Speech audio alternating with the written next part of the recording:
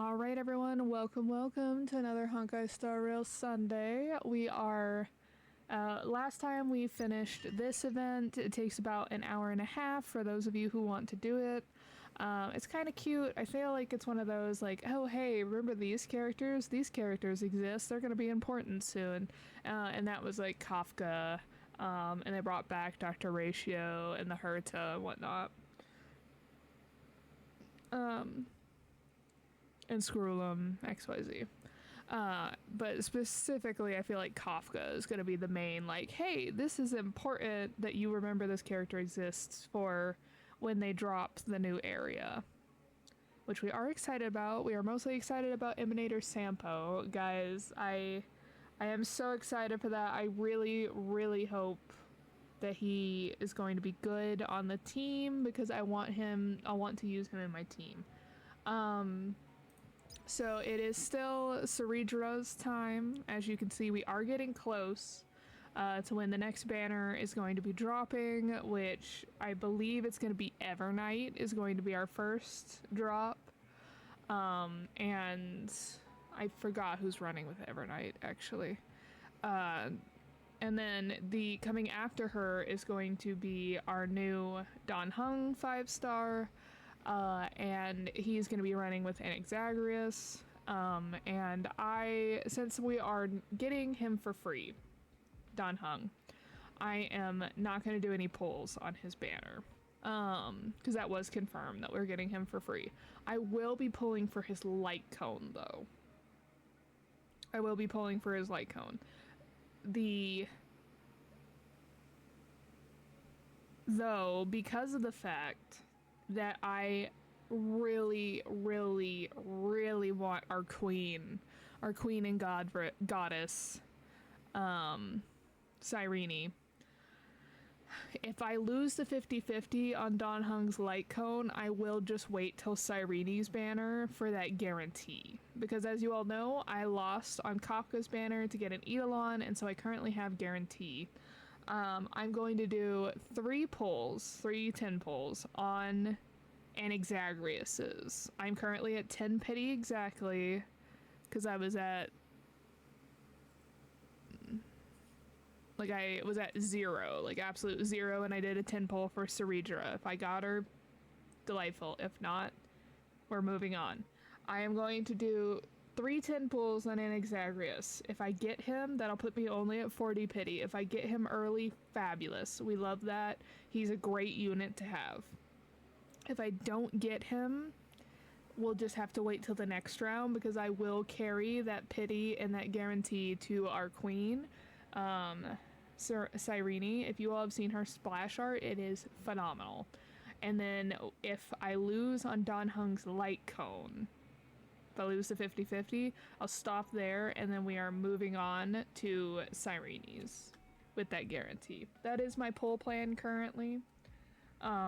Very excited. There's not much else to tell you all. This is still ongoing. I don't know if this will ever actually... Oh.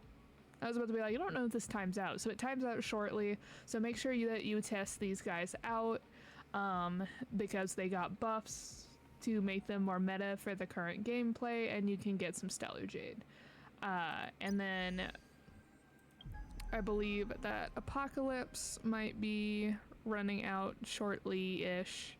This one is actually running out first. And do not know why this still has like a little exclamation point, but Divergent Universe is going to get its next extension of levels soon. And that's about it. These two are this one's limited time, and it is not going to be held over. So make sure that you get this done prior. Like I said, it's about an hour and a half. Doesn't take that long.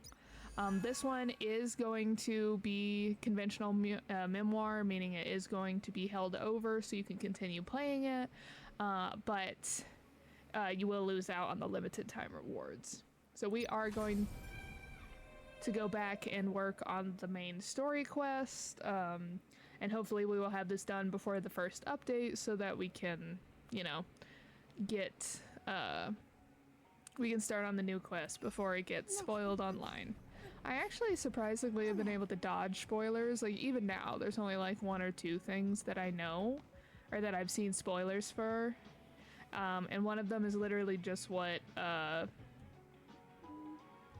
like Kyrgyz's boss form looks like. That's about it. Or like when he changes his face. I don't know how else to explain it. There was an update, as you can see I'm in the Swarm Disaster Room. There was an update when it comes to Golden Gears. So you know how I've been like stuck on level 5 and unable to finish it? I would like the court to know that I'm unobservant and I had this thing maxed out. That all this time while trying to do level 5, I had it like this. I had it maxed out. Obviously that's not the highest it can get because you can like, once you pass it, you can do the next level or whatever. But I had it like this the entire time. Trying to pass it at this level, and there was a reason I was not getting anywhere. So, yeah. I'm very unobservant. I fully just like didn't even process these plus or minus bars. I was just like, oh yeah, no. Fully maxed out, let's go, I guess. So we are almost done with the neural network. And then as you can see, I have quite a few of these done. And then I almost have Eon Secrets done, which would unlock the final chapter, but I've got a couple more of these to go. So we are slowly getting through Golden Gear. And then I'll get to start on Unknowable Domain finally, and just in time for them to add another simulated universe method. So we're working on it. As you can see, this is the team I was running with to try and get stuff done. As I said, Anaxagrius, an amazing unit. He has been phenomenal at clearing these things for me. I almost actually got the level 2 done in Golden Gears. Like, I almost completed it. If I had just had the boss monster at the end, because I got all the way to the end, and I got through 2 of the boss monster's lives. All things are connected by origin, and are made of the same essence. And I got through, like, 2 of the life stacks. It had 3 rounds of health. And then on my last one, I just died. I was so close. It made me so mad. And then none of the eclectic inner beast parts manages to use the enhanced action in the battle against Shadow of Fei Xiao. And Shadow of Fei Xiao uses Wreath and Storms, and all eclectic inner beast parts become weakness broken during the charging phase of Wreath and Storm in the battle against the Shadow of Fei Xiao. Again, I fought her using Anaxagrius, so he is currently the GOAT, hence why I really wanted to pull for Eidolons for him, and why I'm gonna do 30 pulls, just in case he'll be kind to me and come home at early pity, because I would love to get some Eidolons for him. As I move around, let us change back to this team for the main story quest. So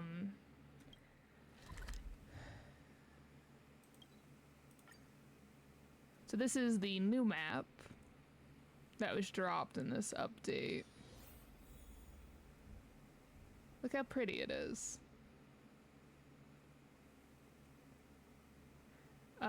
So if you all remember, and then this is the past, I believe, of Styxia. Yeah.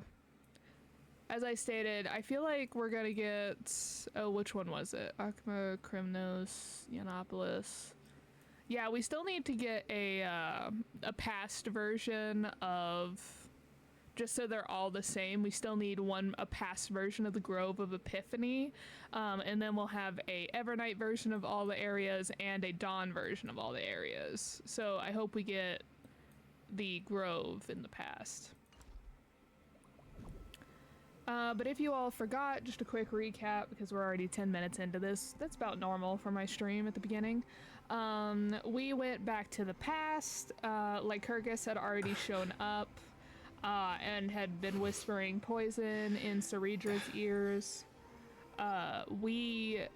Obviously, Ceredra clocked him for being a liar, and so she had put on this play to try and put him on his back foot and get us out of the way. Nice. Unfortunately, Lycurgus also clocked her, and so he put us in like essentially the shadow dimension, and time flows differently, and so it's been quite a long time that everybody outside has been fighting to keep us, like, to keep the dream alive while we've been trying to break out of the shadow prison. And so they were successfully able to lock Lycurgus's physical body in the vortex of Genesis, and Hycelians was guarding it, but unfortunately just due to time and age, she succumbed. And now we are going to see if we can unlock the vortex of Genesis to bring about the to like reset time, essentially, to try again. Look, the fire projects the face from her memories. An actress upon the stage of this play. Entrance song. And then just as a reminder, I am avoiding all chests and bugs currently because I'm just going to like sweep through the maps and get everything all at once, instead of trying to pick up a few things and then trying to find what I've already picked up later. The past that has been imbibed by time, a drunken dream hidden at the bottom of a cup.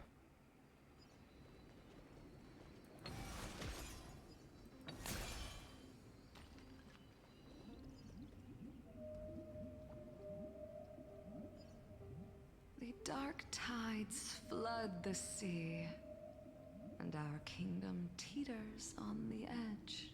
Fear not. Our queen has gone to the borderlands. She'll quell this calamity herself. This is the scene when the Chrysos heir of Ocean was born. She was once of a Titan-kin race named Sea Sirens. Oh, that's cool. Are we gonna get to see them? At that time, Kozlana had suppressed the Black Tide's rise, but he was unable to remove Viantum from its roots. The Black Tide still roiled in the depths of the world, and the kingdom of Sea Sirens was the first to face the destruction head-on. Listen, I heard Electra's voice. She's calling to us. Let's go. Her voice carries the queen's command.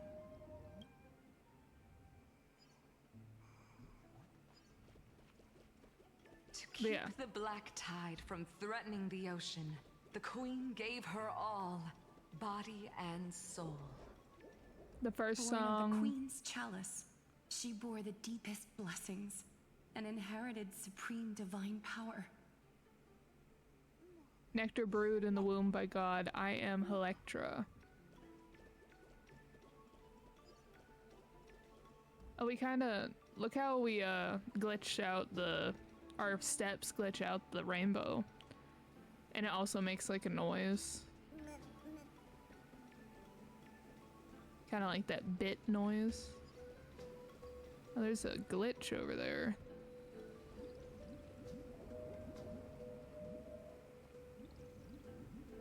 My sisters, you're finally here. Of course, Electra. Your beautiful melody drew us here. Her true name is Electra. This is a reflection of her former self, clinging to the past with aching defiance. The Queen summons us. She must be near exhaustion. The Black Tide will soon enter our borders. Then what do we do?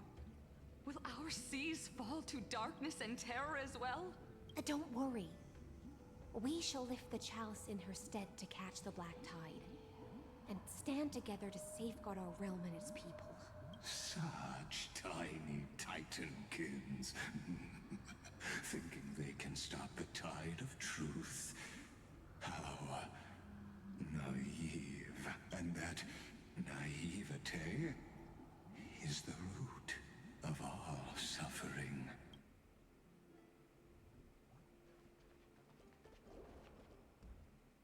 Interesting. We'll ignore that. And there's a glitch over there, but it looks like you interact with it through your powers, but we'll leave that for now. My mother, please endure. And there seems to be stuff over there, but we're not gonna do that. The Queen's palace lies just ahead. Even her once graceful form is now tainted and drowned in dirty mire. The explorer in me wants to explore so bad. Why do you loathe the Earth Titan, yet love the life the land births?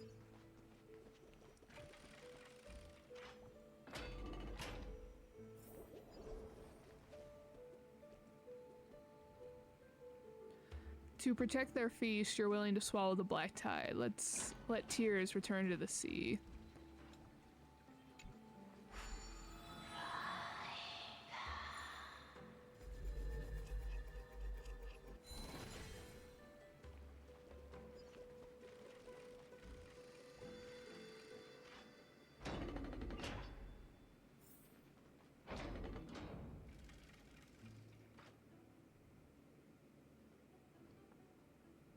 Oh, Fagusa, our noble queen, we've come at your call. My little fishlings, you swim with such joy. It pains me to speak of the kingdom's sorrow. I once believed I could drink the black tide dry, but even the deepest chalice must one day overflow. And I can hold no more of this filth. Mother, worry not. We're all children of the sea. Let us bear your fate together. We'll take up your mantle and drive back the black currents. We'll mend your sacred chalice and take in the cursed filth. My little fishlings, when the spear of strife falls, you may retreat in peace. I promise you. On the surface, the city-states will hold a feast without end in your honor. This is the last gift I can give you.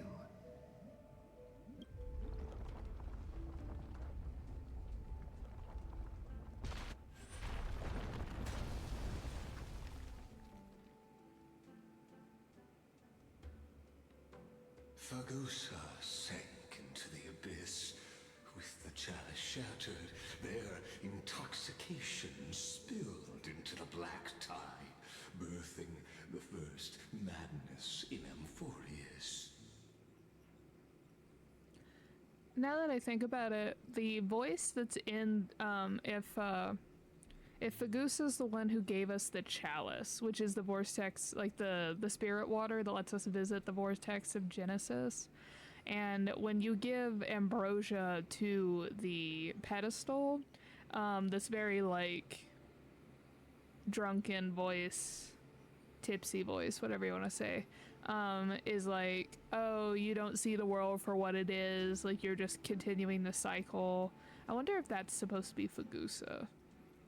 Sea sirens followed one after another, hunting for the Titan's fragments, until their flesh decayed and their bones crumbled, all for the promised final feast. Keep watching, but tread carefully, for the stage ahead is crumbling with age. Just like her shattered fate.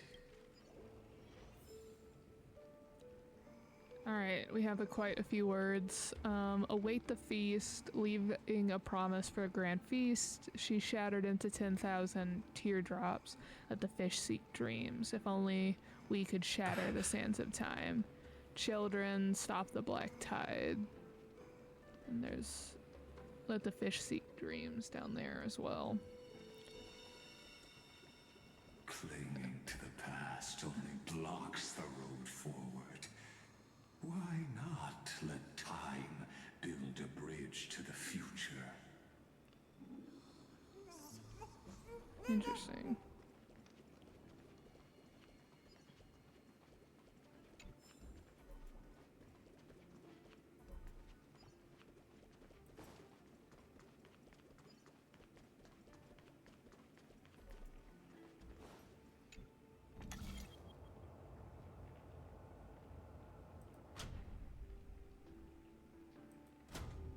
Okay, and this one does not rotate.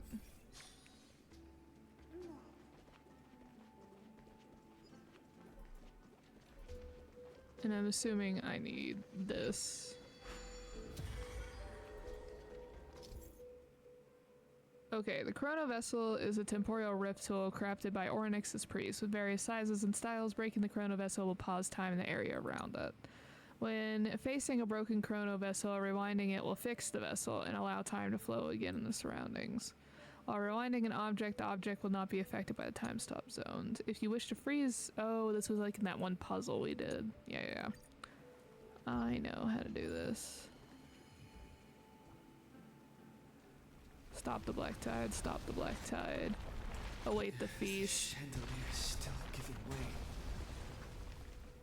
Maybe the Chrono Vessel nearby can help? Yes, whatever.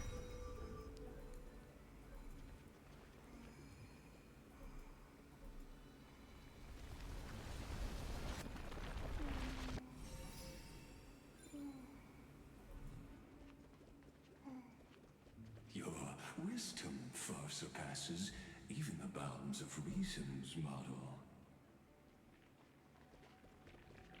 The torrents of destruction are spreading.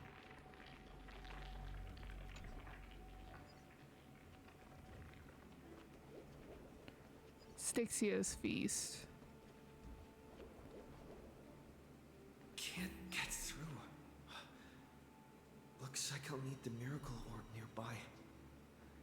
I'm trying to read that. The sea sirens might attend the banquet with the mother, or when that day comes.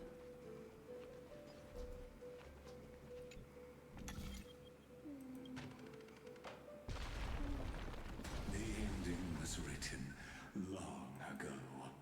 Even you cannot rewrite it. Just like this poor chandelier. Blah, blah, blah.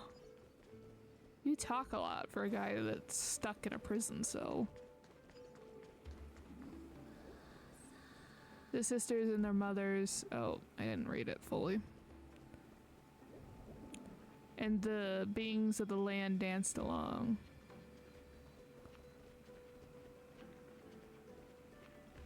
So I still can't fix this, huh?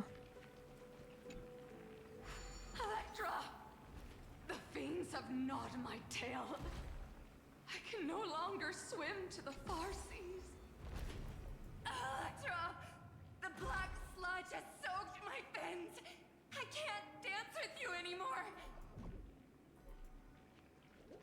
The torrents of destruction are spreading. This is but a fleeting drunken dream. Fate will eventually murder the hope.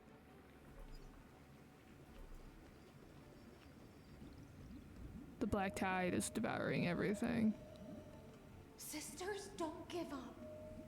Remember the queen's promise of a feast in the city called Styxia.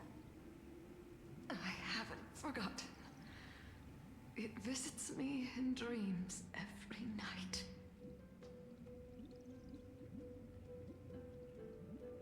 I dreamed of a shining city. Its lights piercing the deep gloom of the seabed. dreamed of children placing garlands on our bone homes, and poets praising the sea sirens for shielding the world. But what a shame. We can go no further. Please, sing to the humans for us. Sing of the deep sea's legend in our place.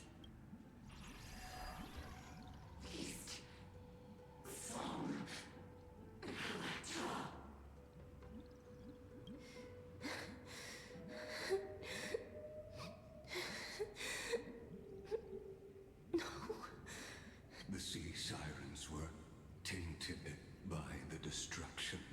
Their flesh rotted away. They became the black tide creatures of this cycle. Farewell, sisters. I'll finish this last task, then return to prepare your feast. And so, only one sea siren remained among the sea floor. High Sealands, swimming alone through the seas, burying her kin, and searching for the fragments of the chalice of plenty. I guess this is confirmation that we're never gonna get, like, full tail sirens in this game, because I was super excited for the ocean planet, because I wanted to see, like, how they were gonna deal with, like, fins and whatnot, and, like, tails. But I guess since they are kind of sort of putting sirens in this section of the game, that Hycelene's is the closest we're gonna get. Though most of that journey was in vain, why not use the power of time to leap ahead toward the journey's end? To reach the spirit basin, I'll need to call upon the power of the chrono vessel. The souls drift toward the feast, yet the bones have forever sunk in the river of souls. I am confused. There were two siblings that fell and then Hycelene's, but there are 3 bodies here. Does that mean that Hycelene's isn't real? And that she also fell here and she's like a memory or something? Because why would there be 3 here?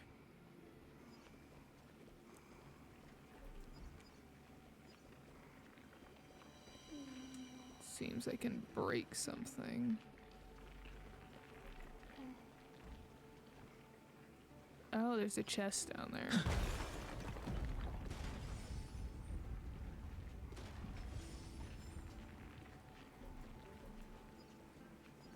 I'm not gonna get it, but I just wanted to, Oh.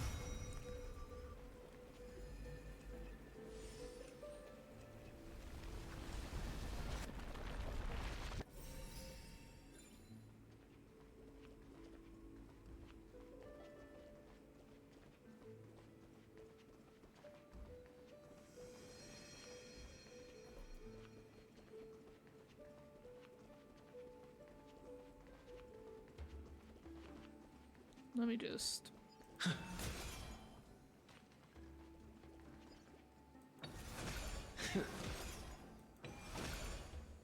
Oh, I bet there's another ball I didn't break. I bet it knocks those over. Okay.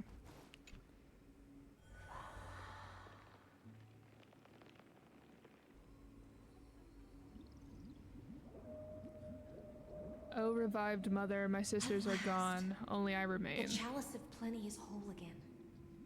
The lance of fury emerges from the river of souls, and the gods reclaim their duty to hold back the black tide. I am freed from endless toil, and now walk toward the rites at Styxia. I bore my sister's dreams upon my back, took on a graceful human form, and hope to find a grand celebration on the shore. Ah, okay, so she originally looked like the fish as well, and then took on a human appearance. That's interesting. Also, we know what's gonna be our screenshot for the thumbnail. My fins became legs. My scales became skin.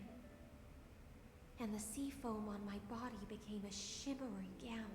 But when I stepped onto land, there were no festivals with honey brew, nor poets plucking harps, only silent death, drifting gently along the river of souls. When she fulfilled her wish, she only found Styxia to have already repeated the mistakes of previous cycles, and was swallowed by death.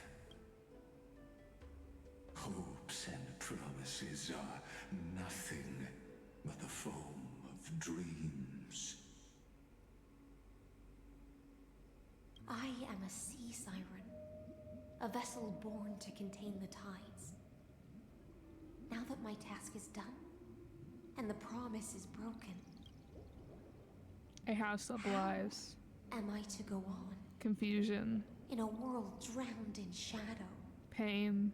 Nihility. Fagusa, my noble queen. She evaded my questions with drunken stupor.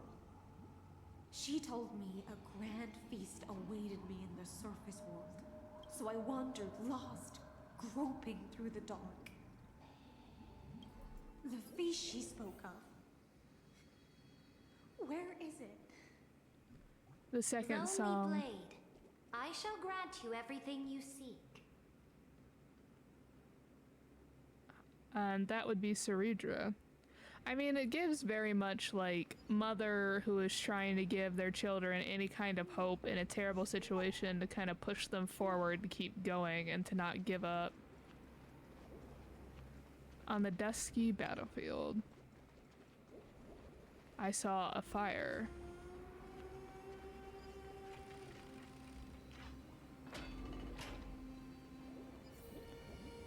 Why did she call out to me, and why did I respond? After wandering the surface for ages, the lost sea siren met her future conspirator. You quelled the wars alone and forced strife into retreat. This swordfish that commands thousands of legions, whom does she serve? Yes, Ceridra, long before she became the Imperator, was already burning with ambition.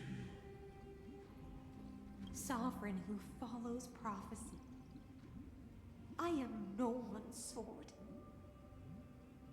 I am just a wandering fish, seeking clarity through bloodshed. Then how about letting the sword dance for me? And letting the violin sing in my name?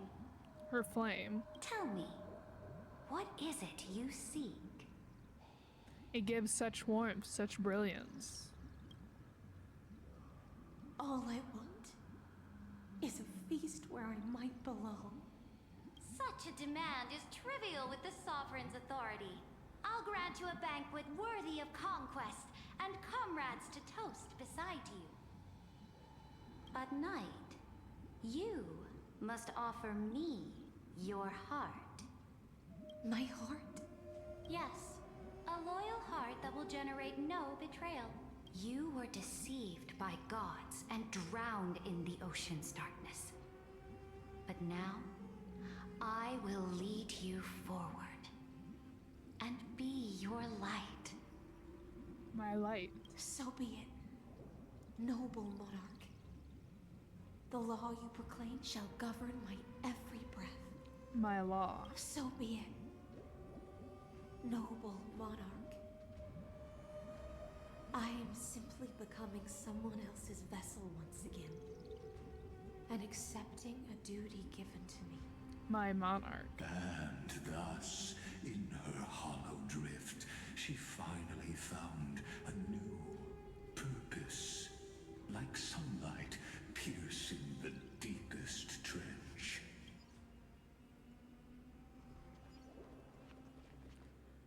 The monarch brought me to a new world.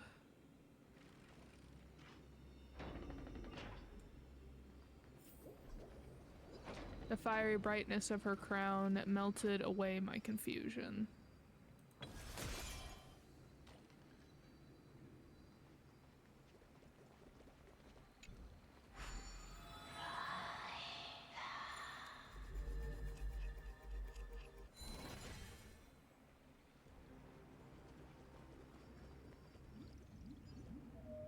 Noble monarch, I've cleansed the foulness from the road as you commanded.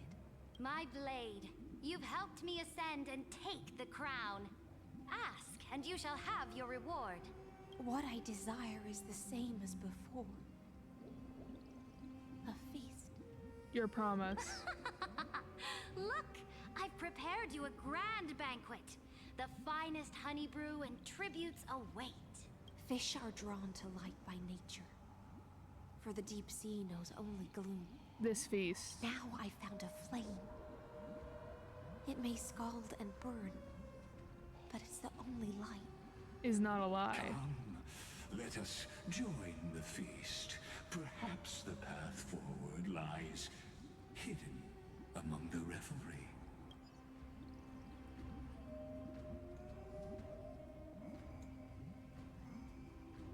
Oh. Revelry garment maker. This mannequin hides in a corner of the square as if excluded from all past stage plays. Was there simply no role left to give it, or did the dream's master will it to remain untouched by the smell of the sea? You can't tell. The garment maker remains silent, or perhaps his voice has already been lost to the sea.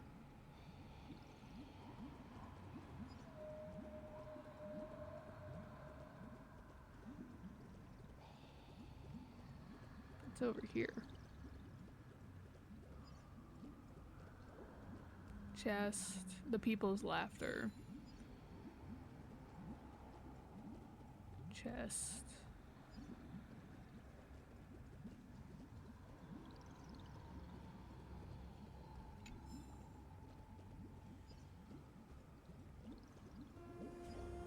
The people's songs.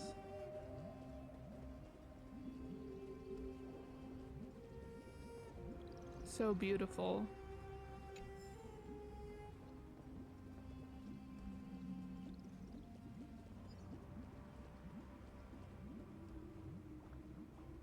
It's blowing bubbles. Interesting. Have you heard that the Imperator's about to begin a new campaign? They intoxicated Her me. glory will no longer be bound by the borders of Enforius.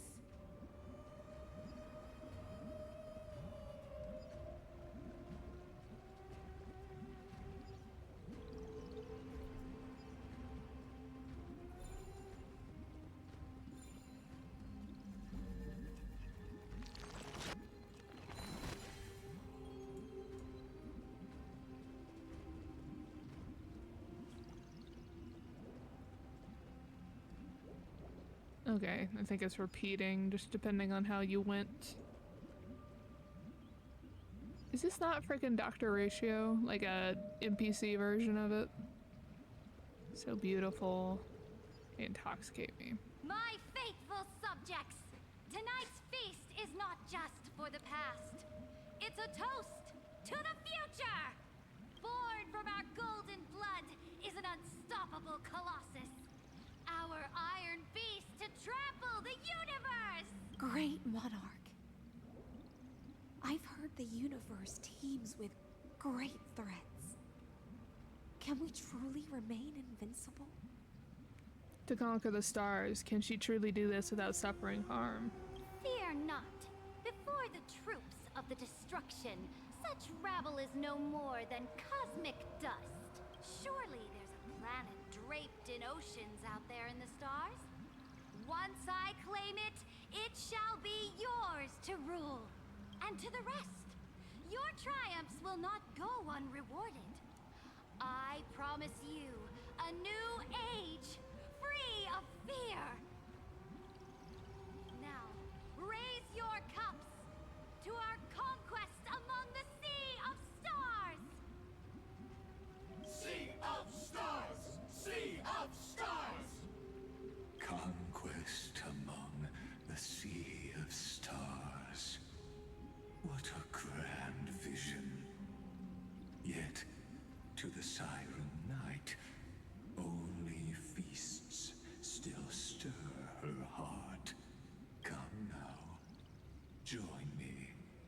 witness the end of this futile dream.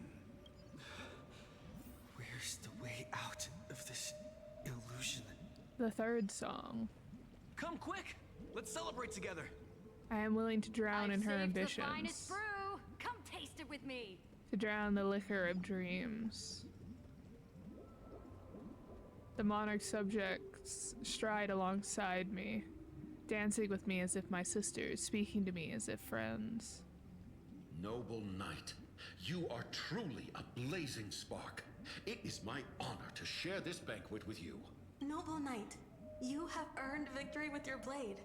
And you have every reason to revel in this moment of triumph. Let me pour you a glass of honey brew. Noble knight, with the sovereign now enthroned, this triumph is yours as much as hers. Let me— Noble knight, your strength is boundless. Lead us to conquer the universe, and let us toast to that vow! Then drink we shall. Raise your glass. In the deep sea, I never knew what fire was.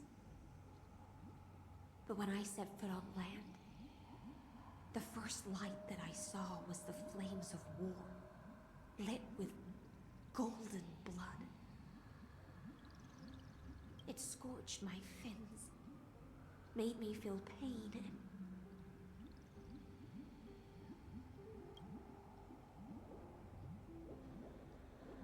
ignited an unprecedented hunger.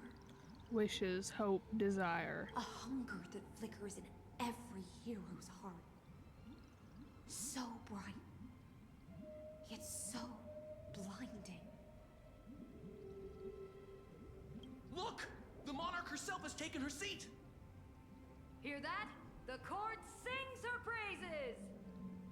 I love this feast. Join us and praise her glory.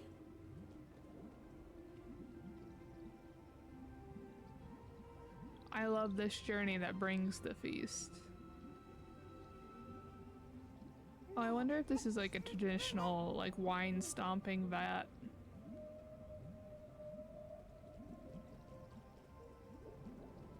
I love the people on the journey. I love the monarch chosen by the people. One eye of hers sees glory, the other sees corpses.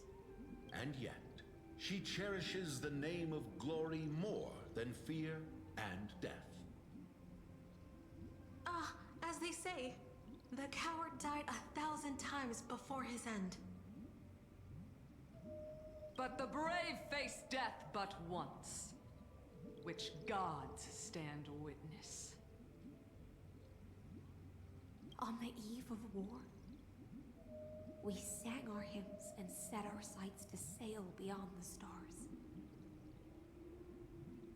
The legions will climb aboard the beast, riding it like currents across the cosmos.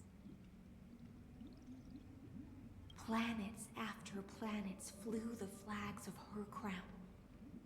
Realm after realm was ignited by her flames of war. As the final resistance fell silent, a vast empire rose from among the stars. And this small pond at last embraced prosperity and peace. That's how the story ends. Tell me, visitor, in this dream, did you enjoy the show?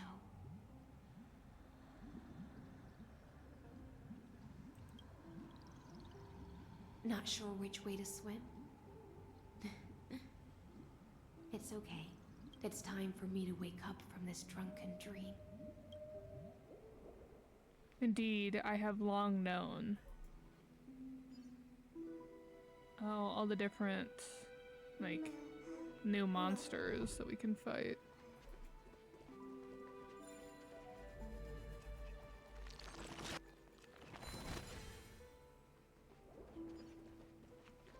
That this is another one of Fate's grand lies.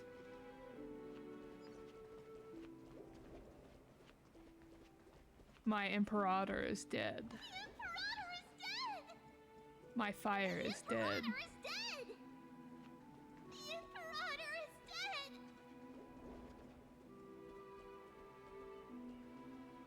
My light is dead. My heart is dead. People once cheered for my ascension. And now they cheer for my fall. The cosmos. The battlefield that I cannot reach. Before the Sovereign's conquest reached its end, her life and ambition had already been swallowed by the deep sea. This is the true ending. Her grand designs torn apart by the blade. Her regal robes soaked in golden blood. And the one who struck her down? The one who struck her down. The killer is, the killer is, the killer is.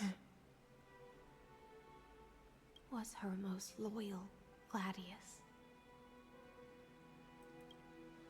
I don't need to explain myself. A fish in a pond has no hope against the surge of fate. I wandered the shore, found a flicker of flame, only to snuff it out with my own hand. I don't understand. If the ocean's feast, the Imperator's dream, and even Amphorius's existence are all illusions, then what's the point of our journey? When the Deliverer returns, I will let this absurd celebration come to an end. But Greyfry, I can't help but wonder how I dearly wish this feast of the Flame Chase would never end. It seems she sensed your presence. The Fantasia's foundation is starting to crack. Let's return to the prologue. Remember the allegory of the cave. Can the prisoners in the cave learn to see the shadows and echoes for what they are, and stop mistaking them for reality? As you've seen, when she cast off her chains, finally turned to look around, and moved her legs, her reward was nothing but searing pain. The light will blind her, for the fire behind her had never once actually touched her eyes. Her legs will buckle beneath her, for she had never learned to walk forward. And so she fell into infinite confusion and fear, and came to firmly believe that the shadows and echoes were the real world. But we in the cosmos, are we truly any wiser than she was? Now, nameless one, fateless one, ask yourself this. The paths you tread, the eons you worship, everything you've trailblazed with your own hands, could it all be someone else's projected shadow? I mean, we are all following the tune of Elios from the Stellaron Hunters. He's orchestrating everything from behind the scenes, so I would say yes. But even if your fate is constructed by other people, it doesn't mean that it isn't still worth enjoying and like pursuing, because you can just give up and be like, hey, if my fate is already set in stone, what's the point of doing anything?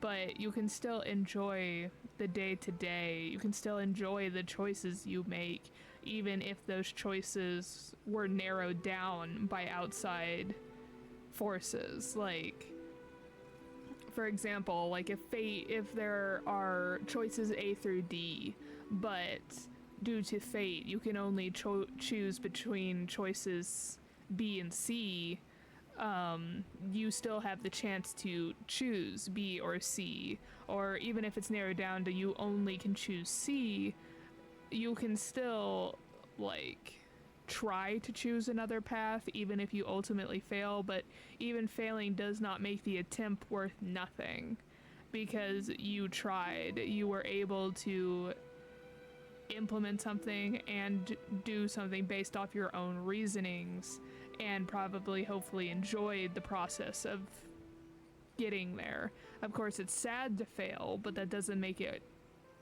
bad that you tried. Let's leave that question till after the curtain falls. Once you've unearthed every last truth and reached the prison built for me by the demigods, I'll speak with you face to face. I, the Theoros, have walked the 13 million histories born by Kozlana. 1,000 years is a mere atom in a grain of sand to me. Amphorius, compared to the cosmos, is but that grain upon a whole beach. I swore to bring an end to the erudition. Would I really let a single grain grind down my mind? Now, please use the power of time to open the gate to the ocean's depths. Go find the prison warden tormented by loyalty. Find her, step into the world's vortex, and once there, end everything between us. That palace reflects the heart of the demigod of ocean. Intoxicated, stagnant. There, you'll witness the true beginning of the saga of deliverance. An ugly history, long buried by tides and shame. A staircase of apotheosis that the Imperator forged with the golden blood of 500 human sacrifices under the pretense of conquest. I'll wait for you at the heart of the world. But to reach the place, you must find the prison warden, lost in her stupor.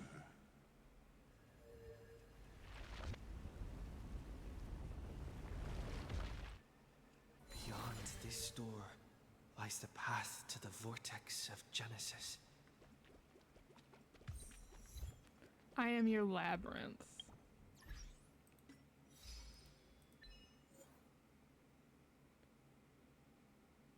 Discover the hidden passage to Styxios' underwater palace.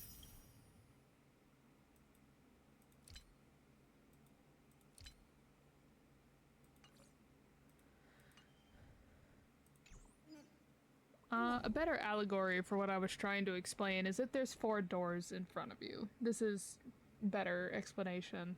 And they're different, like, essentially they're different paths you can walk in your life. If you think that you can only go through door C, and so you only try to open door C, and it opens and you go forward, you would think that, oh, this was the path I was meant to walk, like I didn't have any other choice. But you didn't try any of the other doors. If you go up to door B and door B is locked and you can't open it, and you try a bunch of different ways to open the door and it still can't open, you at least tried that. And then you can walk through door C and be like, well, we at least tried.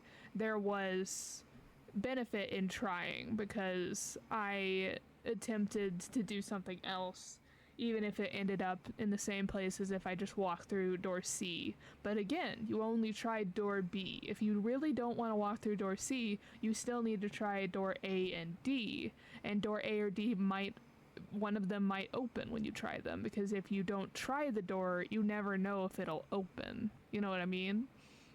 Now, A, B, and D can all be locked, and you could ultimately still be stuck going through door C. But there is enjoyment and there is like worth in trying to open the doors, even if ultimately they are locked to you, because you could potentially find the tools to unlock the door and go on a path that you're more interested in, even if it would be easier to walk through C because it's already unlocked. In your attempts to open door A, B, or D, you could find the key to one of the other doors and be able to unlock the door and go through it. Or you could even, due to luck or chance, maybe find lockpicks in this allegory and pick the door open. Now, it'd be a lot tougher to go through the door because you have to find the time and the tools to open it, but it might be more fulfilling. Now, you might go through all of that trouble and then find out you don't like option A, but the door, but a lot of times, even if you go through a door, it doesn't ultimately shut behind you and you can't go back. You can a lot of times go back through the door and pick a new one. Life is all about choices and like doing what you can with what you have. Nice. And being willing to try and do other things, because if you don't even try, you're the one who said no, not fate, not life, not anything else. Like, if you don't try, you are the one saying no, not anything else.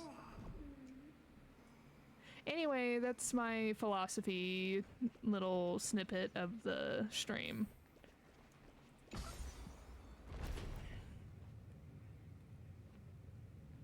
Now step away from this false banquet,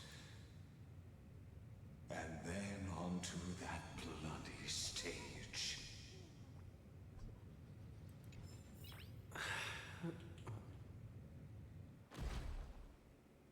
Is that Fagusa's chalice back there?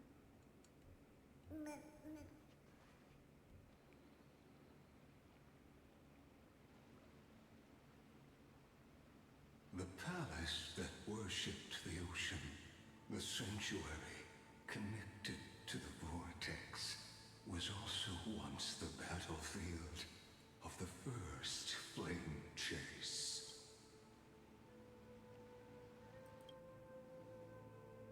Her exuberant song halted the passage of time in this place, imprisoning my body and shielding my soul from deterioration, all just to await your return. The twisted time and space reflect her confusion. And so, the Imperator's crimes were there.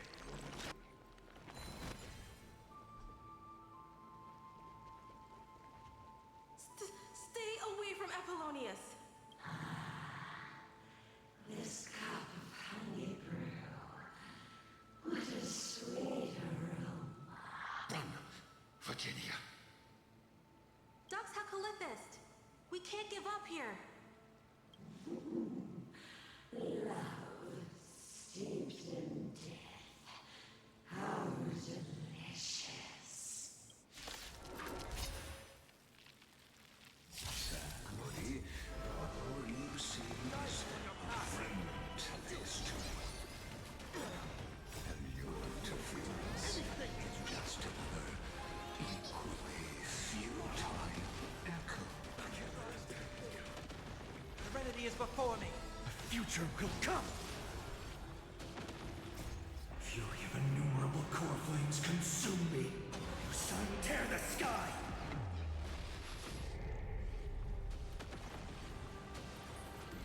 Quench the flame's blood. Is that all?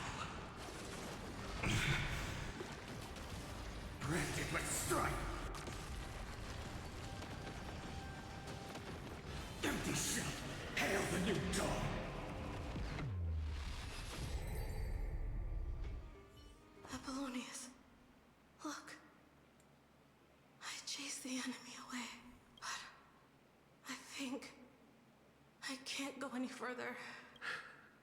I'm sorry, Virginia, for letting you. It's okay. I'm glad to die by your side. Ah, such an ironic twist of fate. Even as the foundation of the world crumbles, the heartless Imperator still made the same decision she did in the past 30 million cycles. During the first Flame Chase journey, the Flame Chase Legion stormed Styxia. Tens of thousands of sea sirens surged from the River of Souls, crashing toward the heroes like a tidal wave. The hell before you is the recreation of that very battle. Apollonius, look. I chased the enemy away.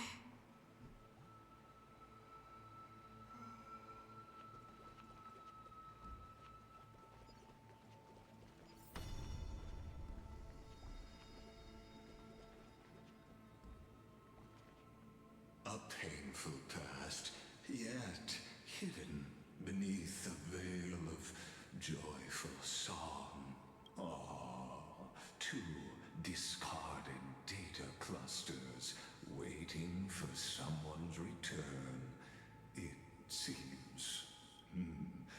Relive the history, then pass through the temple's waters and come to my side.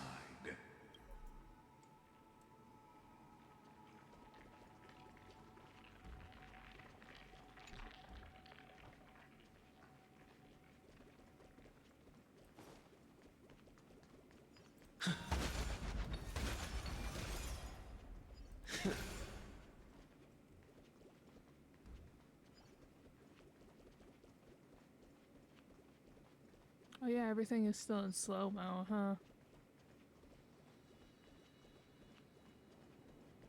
Isn't that the Deliverer? You finally made it.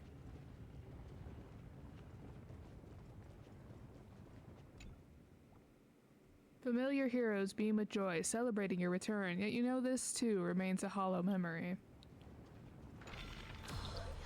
What a wretched way to die.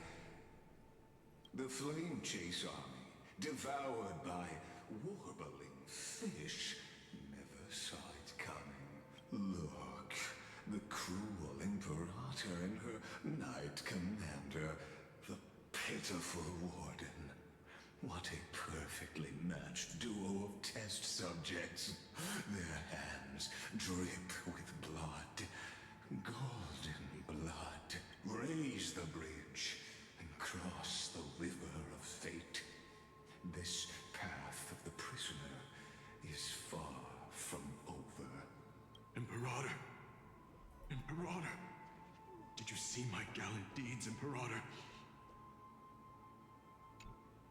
Imperator! Imperator! Did you see my gallant deeds, Imperator? You fool.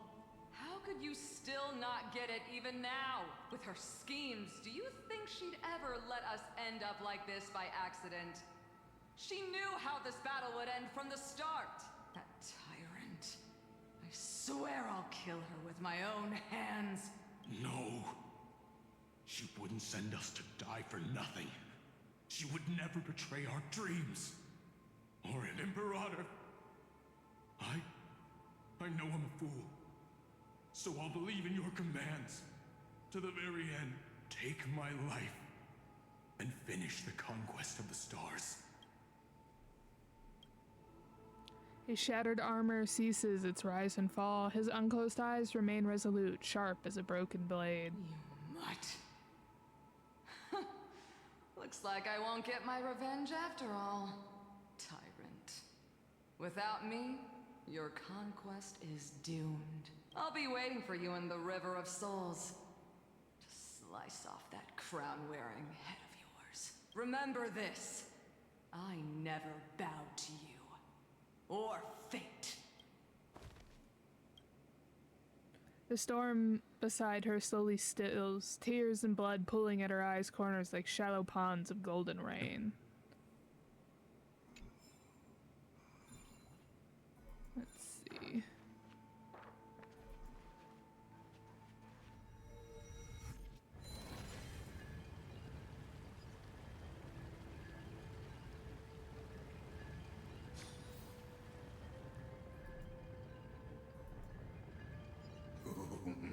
A sovereign and the sword at her side. There are countless counterparts across the cosmos. Most of their stories end in tragedy. Imperator, why did you... You're here, Dux Gladiorum. You ordered me to seal the sea route and handle threats from the rear, so why didn't you wait for me to return? Why send the vanguard ahead and let them die in vain? Die in vain? No, you're wrong. Their golden blood won't be spilled for nothing. The other dukes have paved the road for me to become the god of law. The trial of law? You never spoke of this to anyone. What is... The one who wishes to bear law must purge this world of its curse, and offer the blood of the accursed as sacrifice. I pondered long on what Talantin meant by blood of the accursed. Then, I found the answer. You, I, and every Chrysos heir summoned by the prophecy are the accursed ones. Just like that arrogant Theoros said. Our golden blood is the agent of destruction, the antithesis of the world's fate. Dux Frigoris, Dux Brumalis, Dux Helcalethist. Their fate was sealed at that moment. Dying on a glorious campaign was the final gift I could give them. You speak as if they didn't die because of your cold-blooded schemes. Was their loyalty meaningless to you? Losses are a constant on the Flame Chase journey, among which even life itself holds little value. If a subject marches to war without that conviction, then yes, as you said, shallow loyalty means nothing. And what about my loyalty, Ceredra? You sent me away under the pretense of guarding the rear. Was there any shred of humanity left in you? Because you still have a duty no one else can bear. Only you can uphold Fagoos's divine authority. The choice is yours now. Cast off the chains of loyalty and drive those blades through my heart. Or stand with me and sever the ocean's last breath. If you no longer share my vision or believe in the new law I seek to weave for Amphorius, then go on and end me. The Imperator of Amphorius may be ruthless and cruel, but never a liar. When I say life itself holds little value, know this. I am ready to sacrifice everything for the ambition to conquer the Sea of Stars. Now you've seen it. The brutal Imperator was willing to spill the blood of 500 heroes to complete the trial of law. As for my poor warden, her suffering had only just begun. So, you know how people can take a clip and cut out all the context in the clip so it makes that the person in the clip sound like whatever you want that person to be saying? This very much feels like that.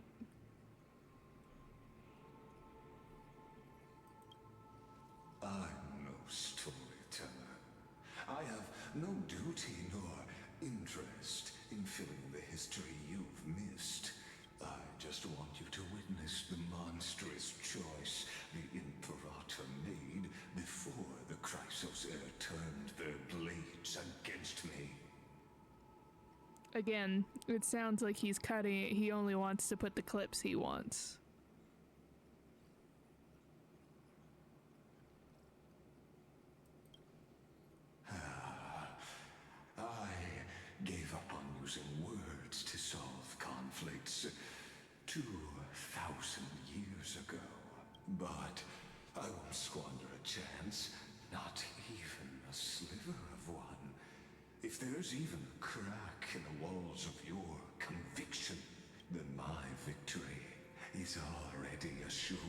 Now that the past is settled, let's turn the page and bring time back to the present. And dive deeper still, until we reach the very bottom of the abyss.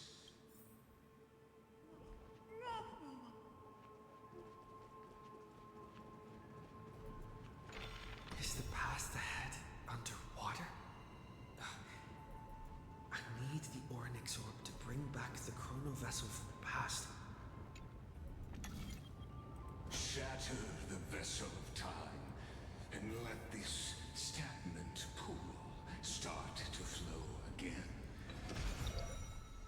This hidden gate leads to the vortex.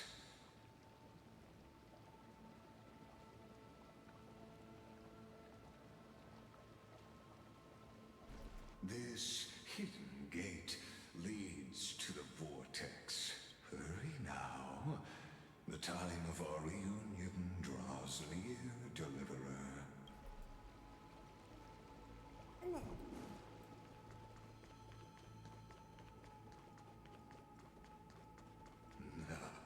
This cruel journey will reach its end at long last. Oh, I wonder if the reason why whenever you clear out the black tide and the glitches, it's Kefali's symbol, and Kefali is the one holding the world together, right? Kefali is like bearing the world like Atlas. So I'm curious if that is why. Now, how do you get over there? I'm assuming you then go down there. Interesting. Another time we are doing the story. I'm sure that's puzzle related stuff. You've been silent a long while, Dux Gladiorum.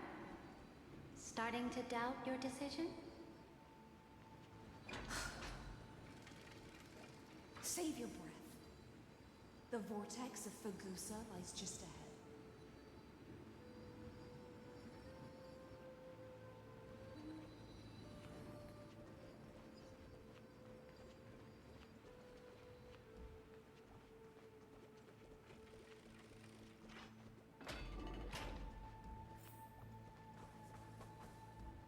After the trial, there's nothing left between us. So you'll stop swimming toward the stars, Dux Gladiorum? I was always a creature of the sea. The stars in the sky were never meant for me.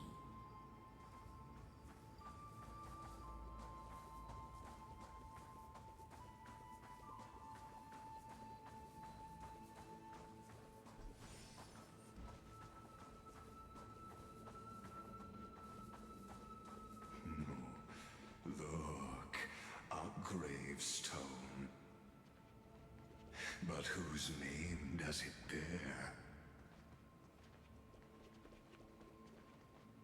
It was here that the prisoner, who thinks herself the prison warden, made her choice. Witness, listen, and awaken. Dux Gladiorum. I've lost count of how many times you've stood here over the past centuries.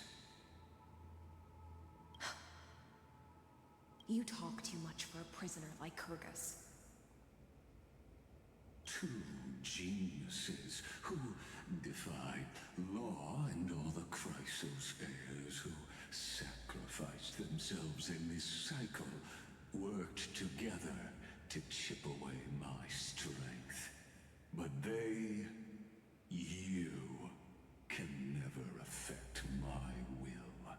And as long as my will remains intact, I am free.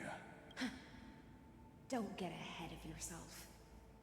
I still have ways to chain your divine soul. please, do surprise me. But I'd say your mission is nearly done here, isn't it? Oh, it was here you gorged out the core flame of ocean from Fagusa's body. It was here you and that Imperator both completed apotheosis, becoming pillars of Amphorius. And after that, you drove your blade into her heart. A loyal subject turned regicide. A demigod committing deicide. Or so the history books paint that tragedy. Oh, but if that's the truth, then why, after 1,000 years, are you still here, guarding the Imperator's grave? Still bound by loyalty? Come to think of it, perhaps I'm not the only one imprisoned here. Your calm does stir the rage in me. As if the one paying the price here isn't you, but us. The ones who lost everything. That's only because I've waited 13 million lifetimes for my vision to be realized. Countless millennia. Loneliness never once showed me its fatal side. In fact, for a prisoner of the cave, it's more like an old friend. One that helps me think. But you're different, Dux Gladiorum. Loneliness has crept from the silent depths, sinking its claws into your mind. Bit by bit, it's peeling you apart.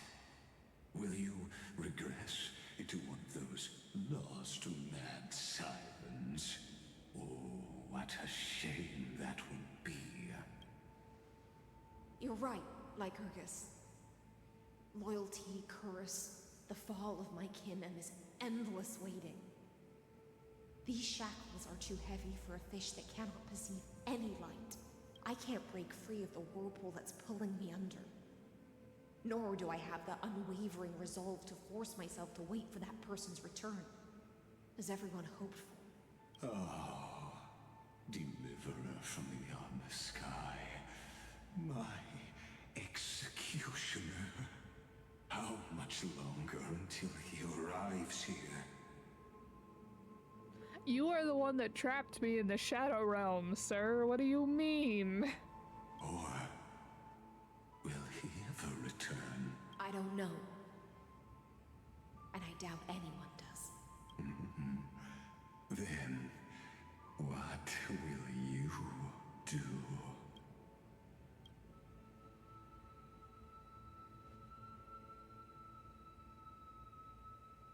Ceredra. This will be the last time I carry out your decree. Ever since you took me under your banner and made me the Dux Gladiorum, my music has belonged to others. Time and time again, I use the siren's song to lure the unwary into illusions for your schemes and strategies. Now, let the siren Electra sing for herself. Let me step into an endless dream of my own making. Oh, great ocean. I offer you the rest of my clarity and my freedom, in exchange for the strength to stand against the nihility and honor the sacrifices of the fallen heroes.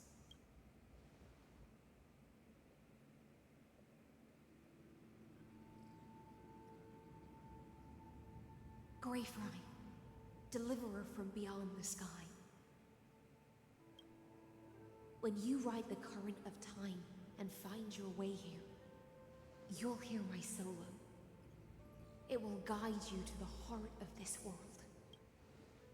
By then, I may still be lost in my self-wrought slumber, but I'll uphold my part of this long relay and guard the shackles that seal the Theoros. Do you still remember? To awaken someone from a siren's voice, you'll need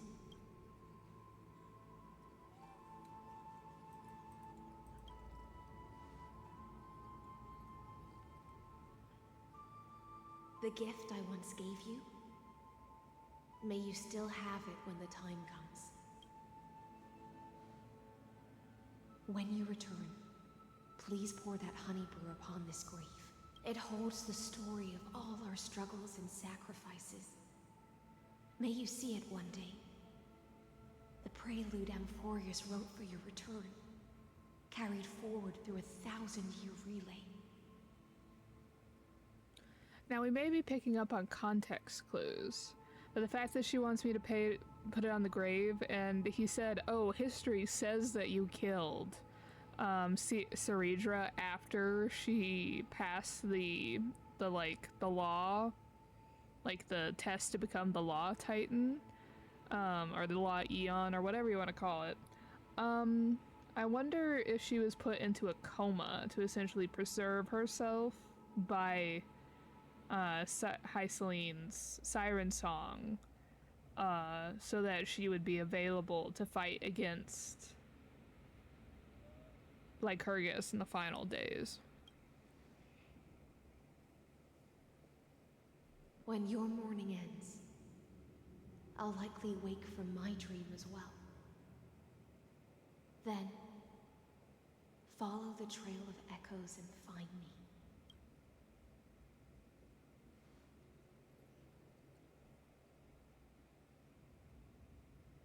And together, we'll bring judgment upon the sinner who defiled the erudition.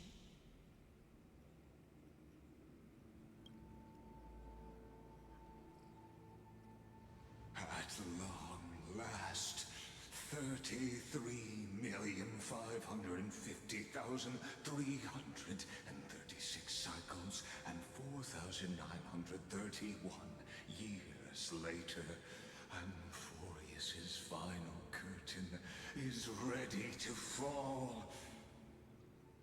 The shadows within the cave gave everything, yet all they did was mimic life outside its walls. A futile effort steeped in sorrow. Enough! They were no shadows. Everything they did shattered the darkness of this cave and unearthed the core flame of Trailblaze. And now, with that core flame, I'll light the dawn of Amphorius! Do you still choose the will of the paths as your answer in the end? I do not agree with that answer, but I respect your tribute to them. Allow me to take back my earlier words. As an apology, and in the name of Theoros, who saw all destinies in this world, let me join you in mourning. Let us bid farewell to the heroes who sleep here. And then let us face each other and decide whose flame will rise with this new dawn. So I know that sleep is like not allegory, but it's like a synonym for, well, it might be allegory. Anyway, sleep is often used as like another word for death, but like, I'm really suspicious. I really think Ceridra is just gonna pop out of this wall. To the Chrysos heirs who gave their lives chasing flame, their fates were not foretold by prophecy, yet they bore no shame in their insignificance. With unwavering resolve, they shed golden blood along the flame chase journey. Dux Fragoris Lebineus, born the light calendar 3743, deceased light calendar 3960. Dux Brumalis Senecia, born light calendar 3749, deceased light calendar 3960. Dux Carminium, Virginia, born light calendar 3853, deceased light calendar 3960. Dux Halcyolithius Apollonius, born light calendar 3704, deceased light calendar 3960. At the end of the long epitaph, Ceridra, the Imperator, the demigod of law, deceased light calendar 3960. It's highlighted, so I'm still suspicious, guys. You pour the honey brew onto the gravestone, amber liquid seeping into the crevices of the inscription, as if the heroes are drinking deep of the spilled tribute. To Virginia, Apollonius, Seneca, Libinus, and Ceridra. Through a brutal sacrifice, they lit the stars of law in this world, propelling Amphorius's fate forward in the shimmering mirage of illusion. They entrusted their dreams to ride among the stars, to the hero yet to come.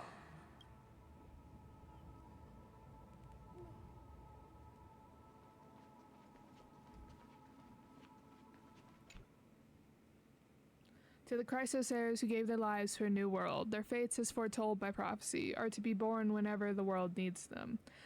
Irrespective of how time and space may shift, all to fulfill their duty and answer their calling.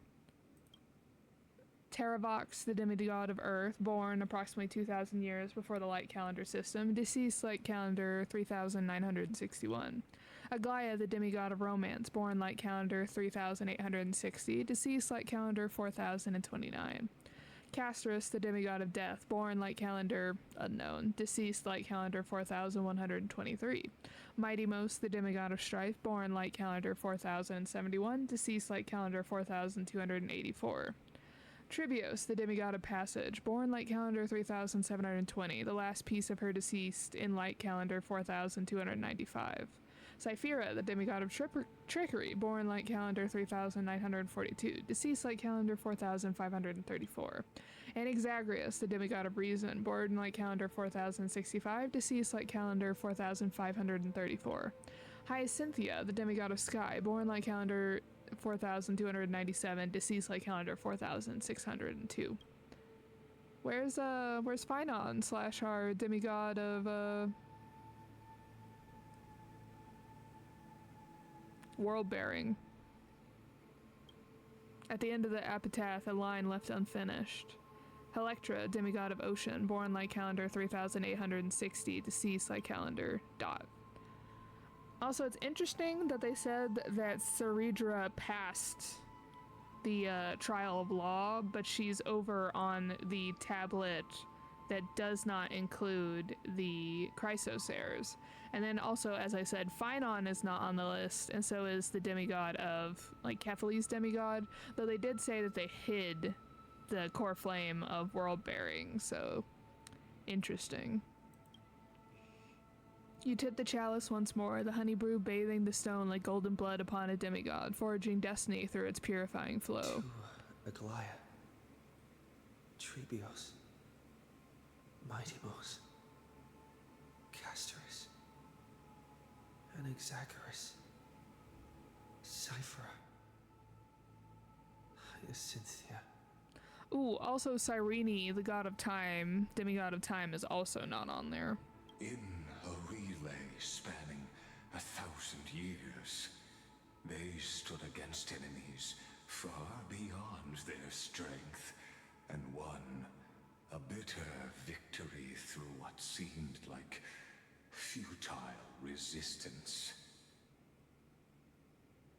And in that same 30 million cycles, also marked by futility. They remained steadfast in fulfilling their duty to the experiment, unchanging, unwavering. Let this be the end of mourning the fallen. At last, allow me one final toast to the lost prison warden, a prisoner bound by loyalty.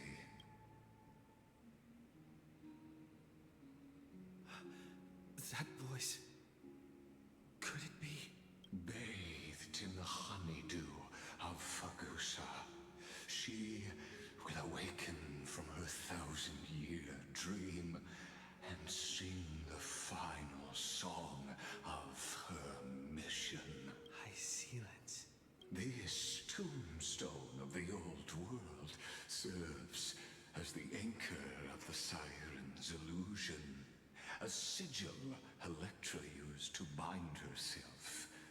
At the same time, it is the very thing I once proclaimed at the start of the show. A microcosm of Amphorius itself. A group of prisoners bound themselves in a cave, crowning their suffering with heroism. An epic staged with shadows and echoes. Now, destroy it. End the illusion. Theoros will take his leave for now.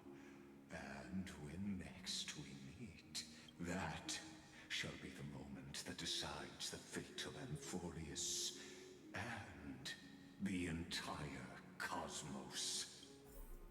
The prison warden's dream is nearly over, and the prisoner will soon be freed to the final execution ground, where I shall be executed. Or... Oh, he didn't talk fast enough.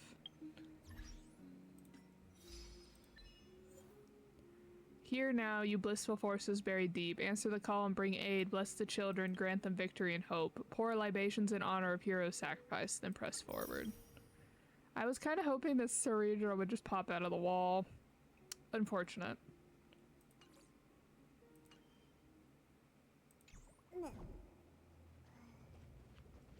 This world and I shall halt here.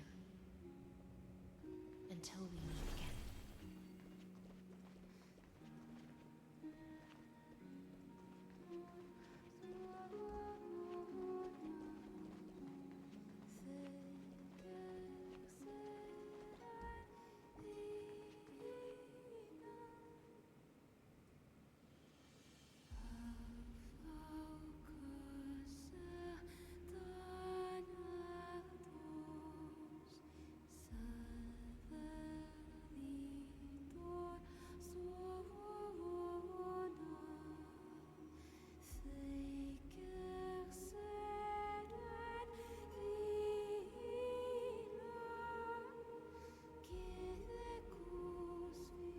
The last demigod.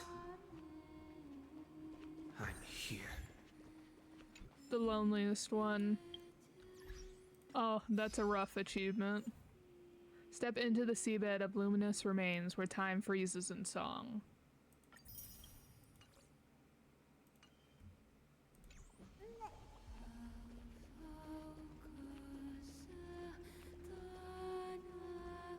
Ooh, got stuck. Go forth for the hopes of humankind. Go forth for the duty of deliverance. Go forth for the belief in flame chase. Go forth for the Golden Blood's glory.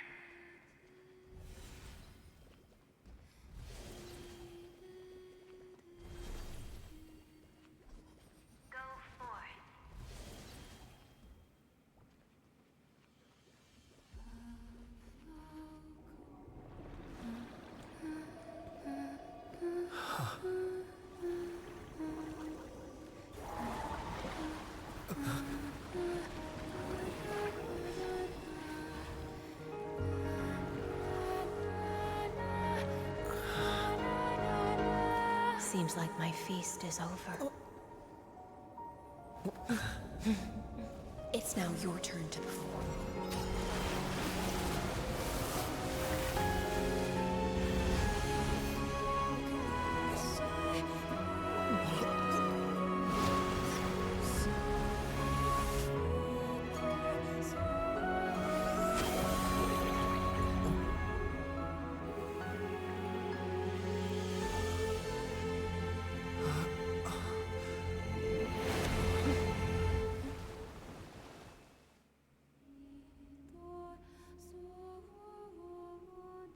Little Grey Fry, please accept my thanks.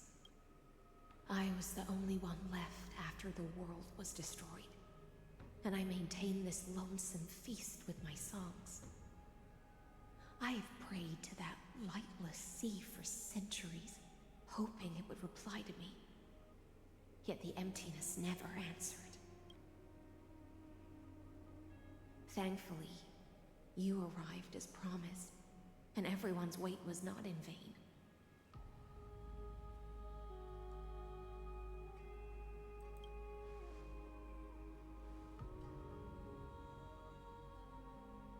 Thank you, final audience of mine.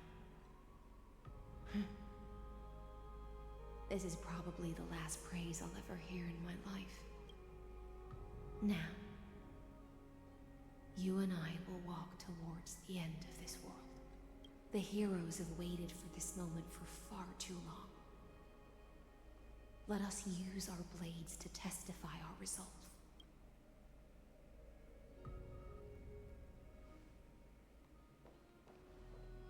Oh, prisoner of the seas. Theoros carrying 30 million cycles of sin. Slave of erudition. Show yourself. The deliverer has returned. And the time of your execution draws near. I see an awakened human who has mistakenly taken fallacies as truths and has returned to the cave to try to bring his friends into the sunlight he once bathed in. Alas, prisoners will always be prisoners, blind to the very chains that bind them. As the only other existence with free will in this world, I express regret toward your choice. But I shall retain your right to express yourself. After all, every actor should have a final line before they bow out.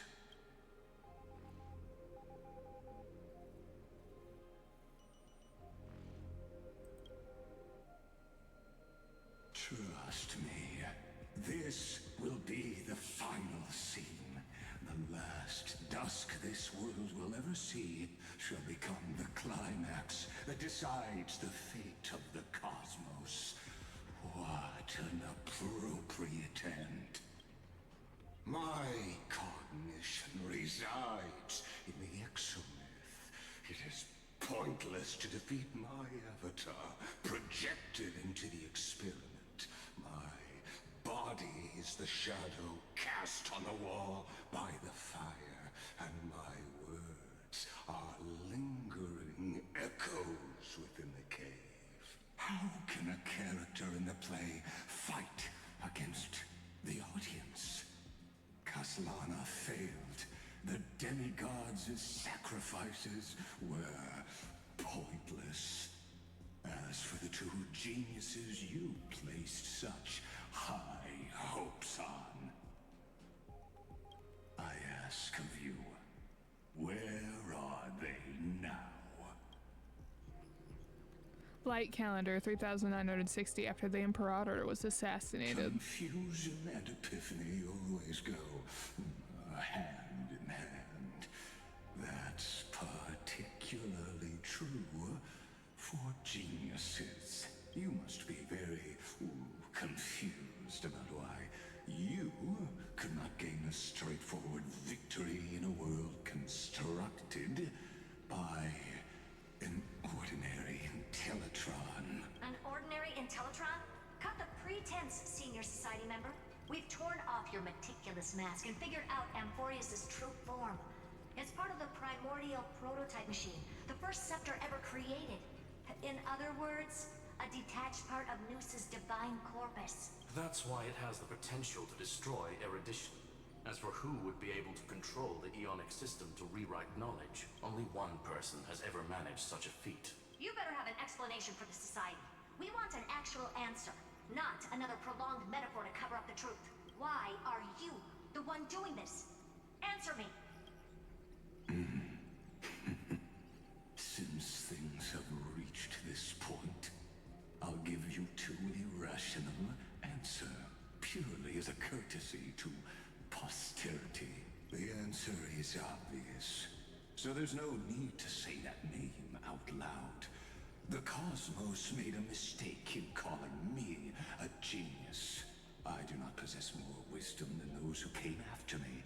I was just the first to touch upon the universe's border, and the first to define the prime mover of life with incorrect logic. Amphorius is a miniature of the cosmos, where all are born prisoners inside the nutshell called the universe.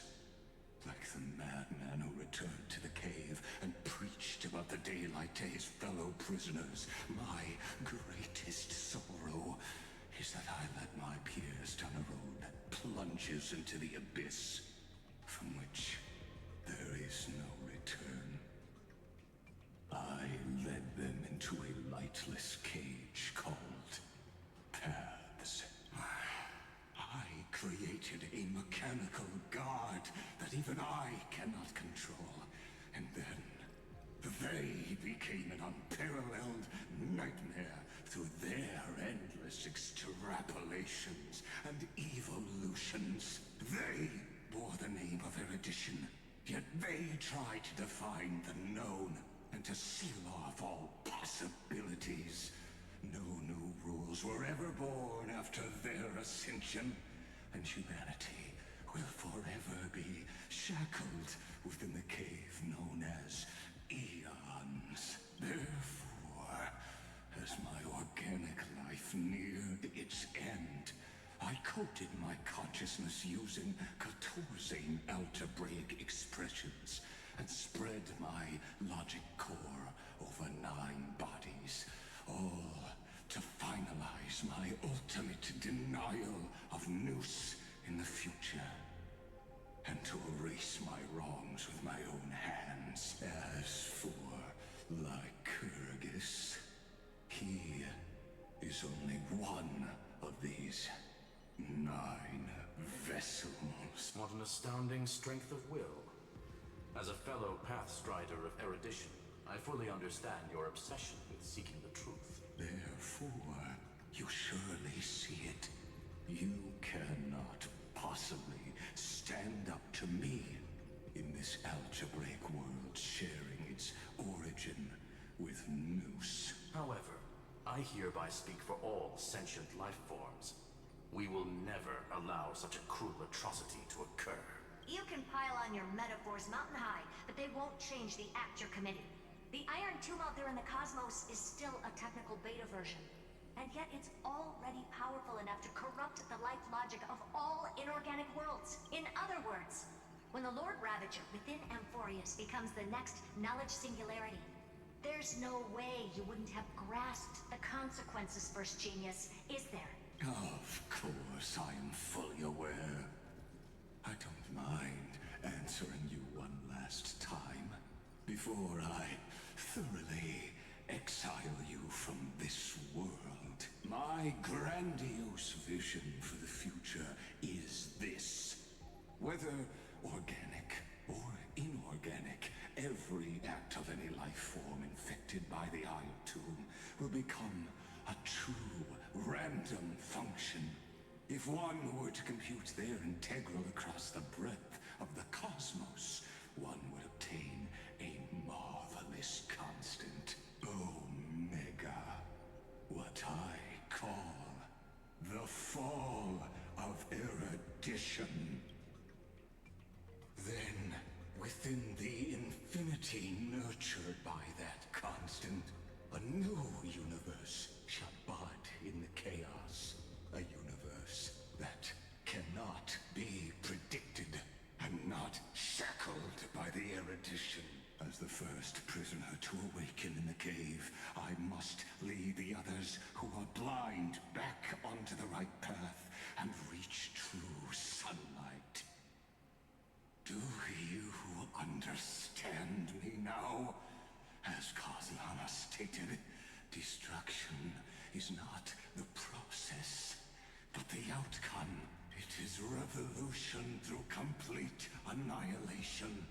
And the grand rebirth, after all has been reduced to ash.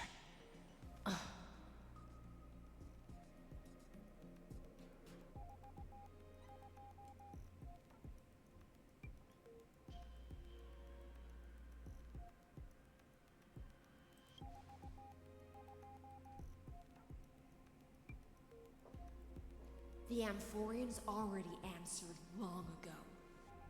Be it as tiny fish destined to be swallowed, or as a giant whale poised for a magnificent descent.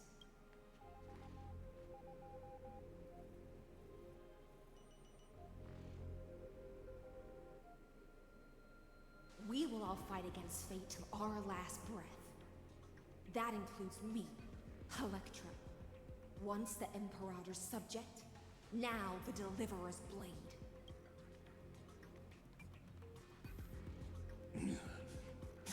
Oh, such noble chivalry. Admirable.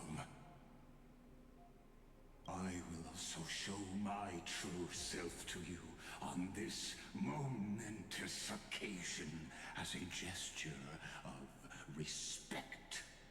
And provide an insignificant academic suggestion. Thus speaks Genius Society #1. Zander 1 Kuwabara. The entelechy of the universe is Alpha and Omega. There's no need to rage against the truth. The value of any formula resides only in its answer.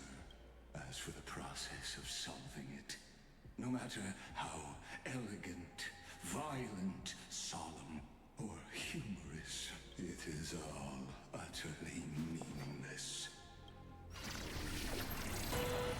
As the Theoros, I will.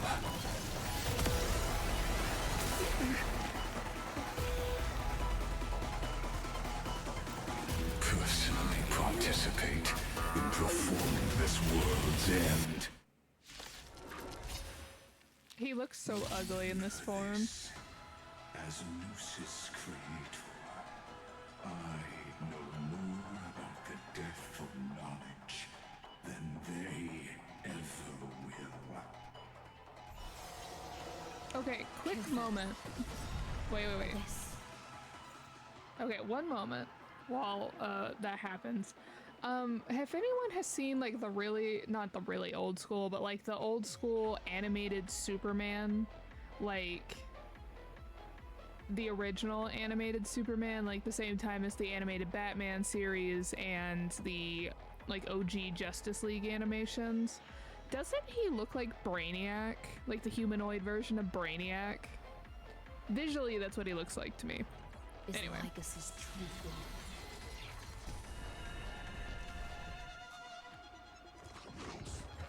This trial is fitting. Let's try it this other way. Okay, when Zander switches to evolution mode, enemy targets appearing on the battlefield or ally memo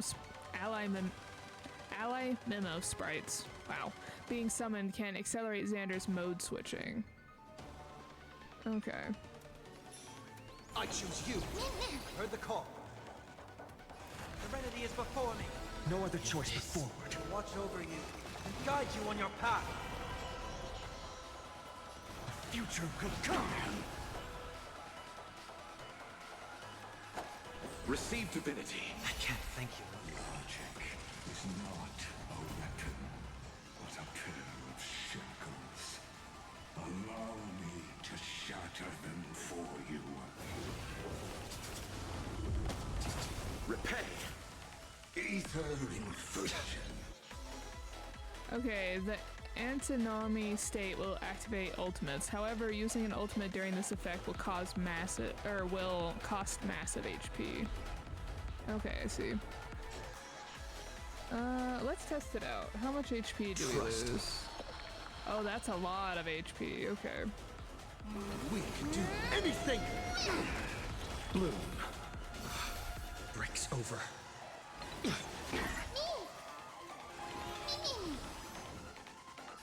Tomorrow, girls!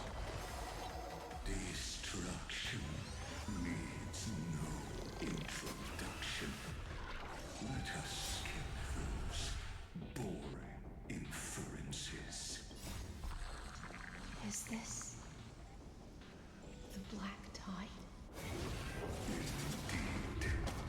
But I prefer to call it a method of argument. Critique of pure reason. This being in sync? And then...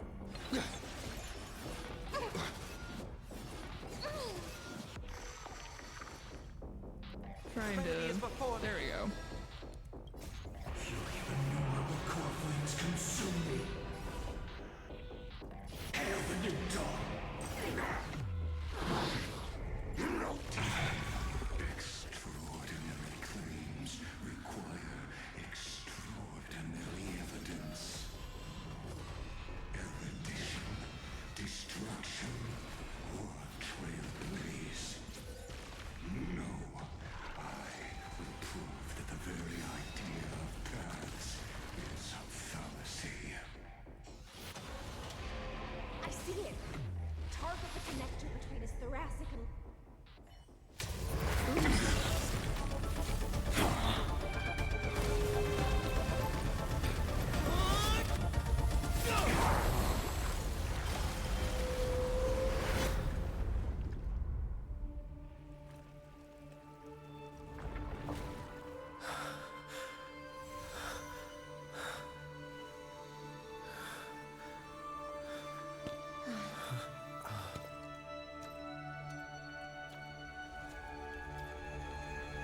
All is futile. In Erudition's calculations, the end of the saga is simply a comment awaiting deletion.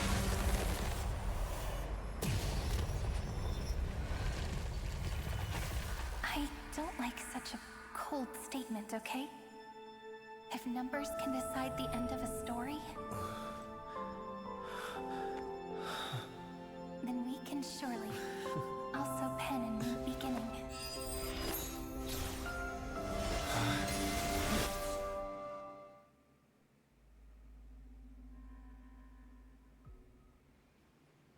Light calendar 3960 after the feast.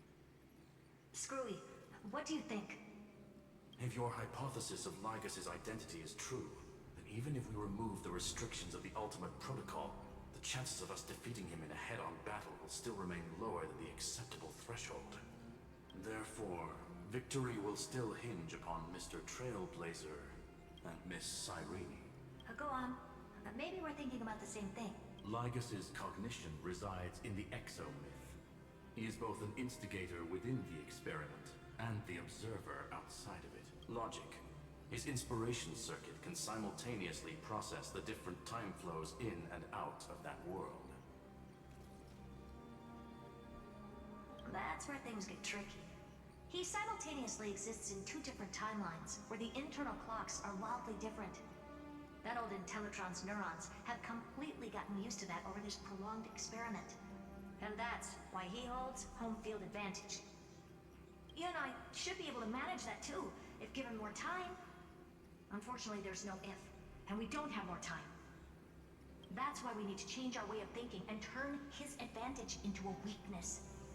The key lies in memories, right? Oh? You caught on quick. You've already mentioned my friend and I, so it's an easy connection to make, no? My intuition has always been very on point. Good. Then I'll cut to the chase. Since his thinking speed far exceeds that of normal people within Amphorius, we are going to externally plant a memory into his inspiration circuit. Then, command it to loop endlessly until he gives in. Even the most flexible and sturdy inspiration circuit cannot withstand the traffic of a full-on information flood. When the amount of information exceeds his cognition filter's capacities, he will have no choice but to focus on processing this memory. That's when the parallel processing advantage he gained via Amphorius will completely destroy him. An image from a person's memory played in real time might only be a second for us. But for him in Amphorian time, it could be millions or even billions of calculations. He won't be able to do anything but watch as he's locked into this prison forged by memories. Then we can entrap him in the same kind of cycle as the heroes were in, and get him to experience loneliness and pain in that endless recurrence. It's my greatest honor to be on the same page as the geniuses. That little one is still in that old Intellitron's hands, and won't be able to respond to us anytime soon. But I don't think he'd refuse.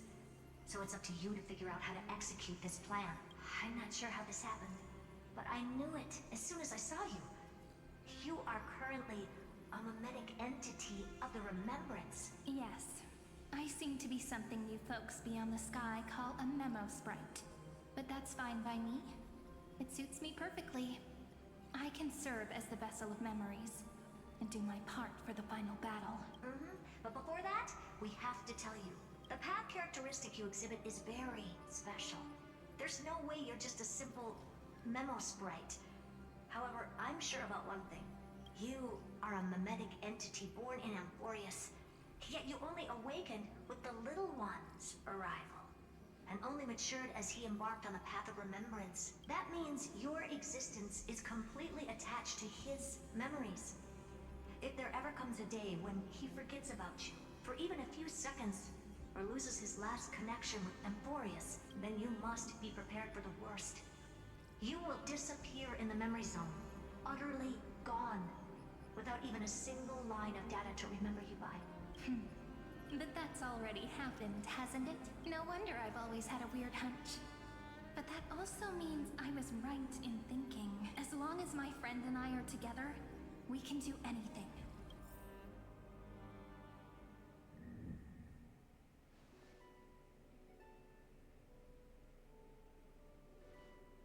Long time no see, friend. Did you miss me while you were away?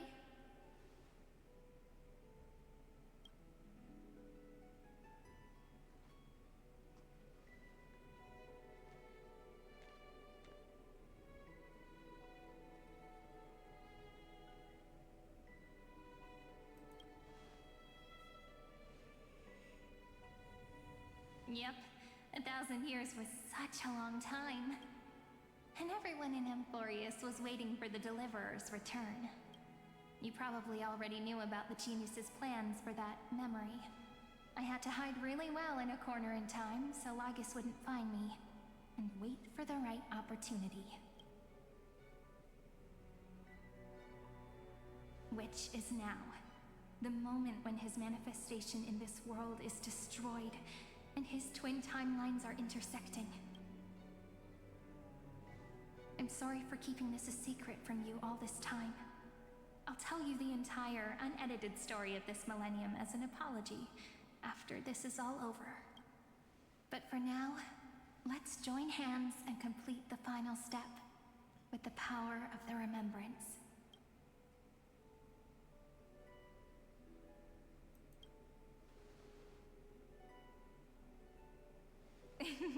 Yep. By the way, speaking of joining hands,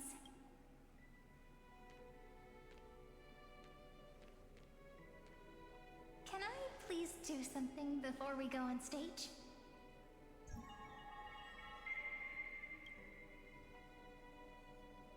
Remember the joke we made back at the Grove? Look, aren't my hands pretty now? What a fascinating feeling. like countless memories all swelling up at once. What about you? What did you feel when we touched each other?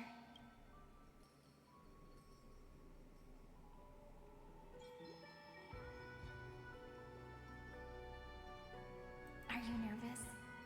Me too, actually. You and I weren't so reserved around each other when I was still Mem. Human interactions are truly fascinating. Now, please remember what you're feeling right now. Write it down in your heart and keep it there. Memories you want to treasure will never fade away. Even if immersed in the long river of time, these memories will still leave traces of their existence. So, if the view in your memory ever grows fuzzy, just reach out and touch it. It's like reading bedtime stories together at night. It wipes away the chill of passing time, sharpens the outline of memory, and restores its power to nourish the spirit. Now, I'll carry this power with me, and for a little while, I must part from you. As I step into the long cycles of this world, give me your blessings, friend. Then, let that bright future be, as we have written. Then, I'll leave it to you.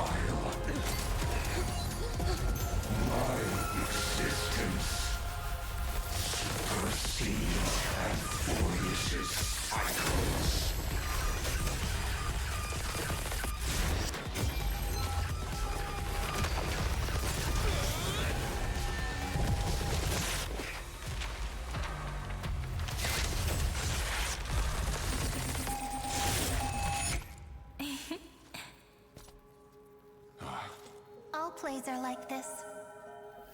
Once you're on the stage, it's hard to return to the audience. Welcome to our story. How does it feel?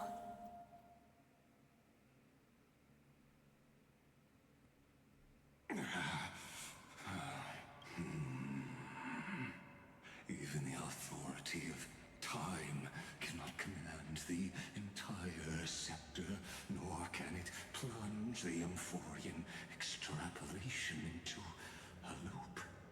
If this was no system malfunction, then was I implanted with a mimetic entity of the remembrance? You guessed it right away. As expected from someone people call the first genius, I'm gonna keep doing what I just did if you don't stop, you know? My friend and I won't allow you to leave this memory, no matter what happens, which means you are now trapped, Lord Zander. An elegant idea, and an exquisite execution. Regrettably, it is you who are restrained by time, not me. Know that patience is my greatest weapon. Waiting and victory are the same for me.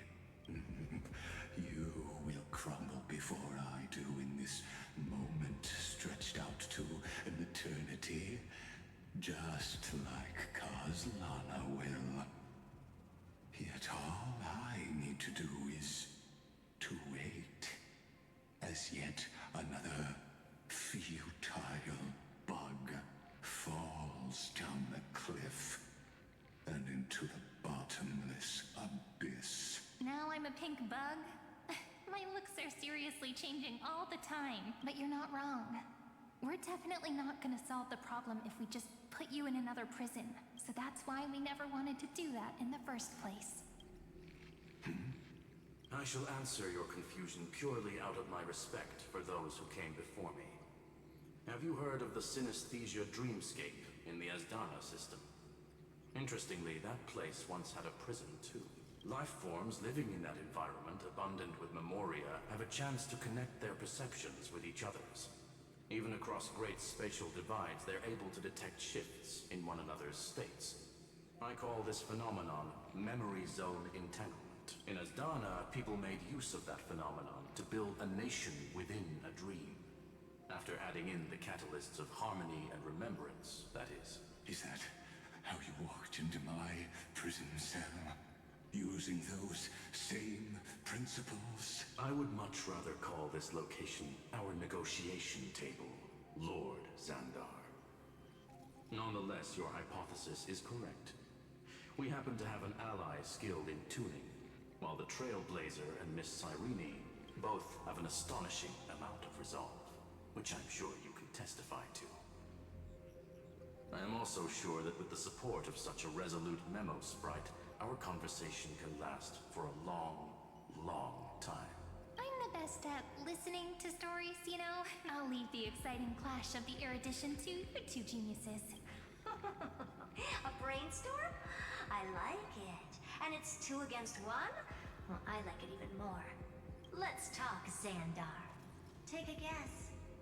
How much do you reckon we can dig out of your brain before the next second? And how many ways can we find to deal with you? Besides, in your current predicament, there's no way you can take our trump card away. Go, little one. Go. Overturn the Era Nova. Like Hergus disappeared? It seems you had conducted a secret hunt in the depths that even I cannot reach. In that case, go. Swim onward and give this campaign a fitting end. I shall send you off with my song, Grey Fry. May this song penetrate time and become the prelude to the new world.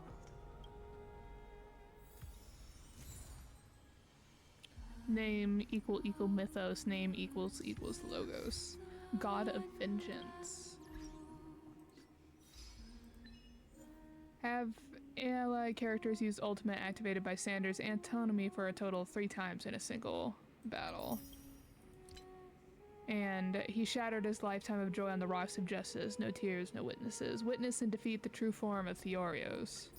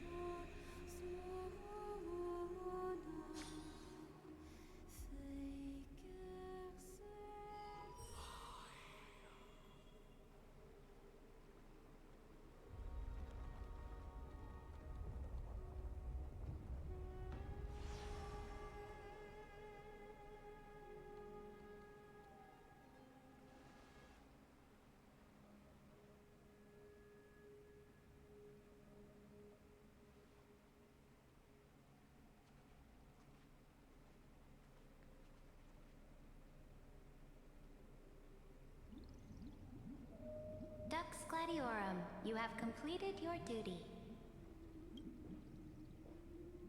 A new dawn is about to rise. Why not swim towards it?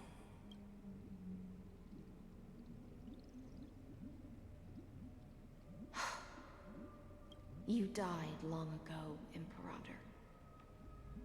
Depart from my mind. But your duty towards the Imperator did not die with me. That duty will bind you no more. You will be able to hold for yourself one grandiose feast after another in the endless days to come. So go. Go and swim towards that ocean beyond the sky with the Deliverer. Is this? A page out of that sidekick's book.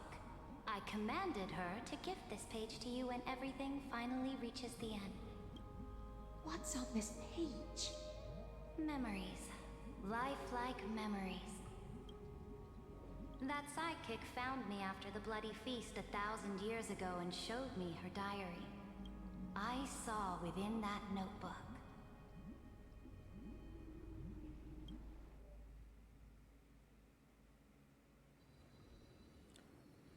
Light calendar 3,960 before the campaign against Boghosia.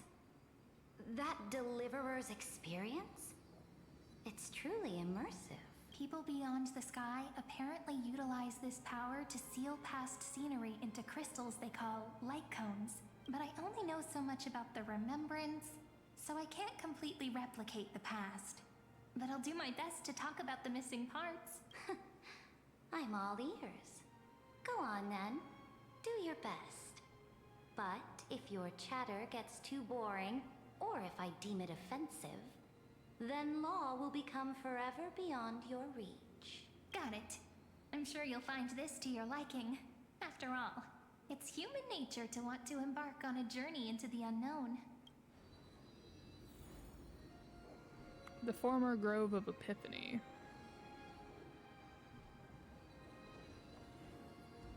What brightly colored annals. The journey of the Deliverer's conquest. Let me partake in it. Is this a fortress in the sky? This is the first step of my friend's journey among the starry seas. This place is called the Herta Space Station. Just think of it as a supersized grove of Epiphany. Oh, so it's the territory of that witch. She and another Antikytheran lent me a helping hand back at the banquet. Look, over there. Looks like he's talking to Madame Herta in his memory. Let's go listen to what she thinks about this world. All constructed by eons and paths. Are you telling me that woman is Herta? She seems shorter than I remember.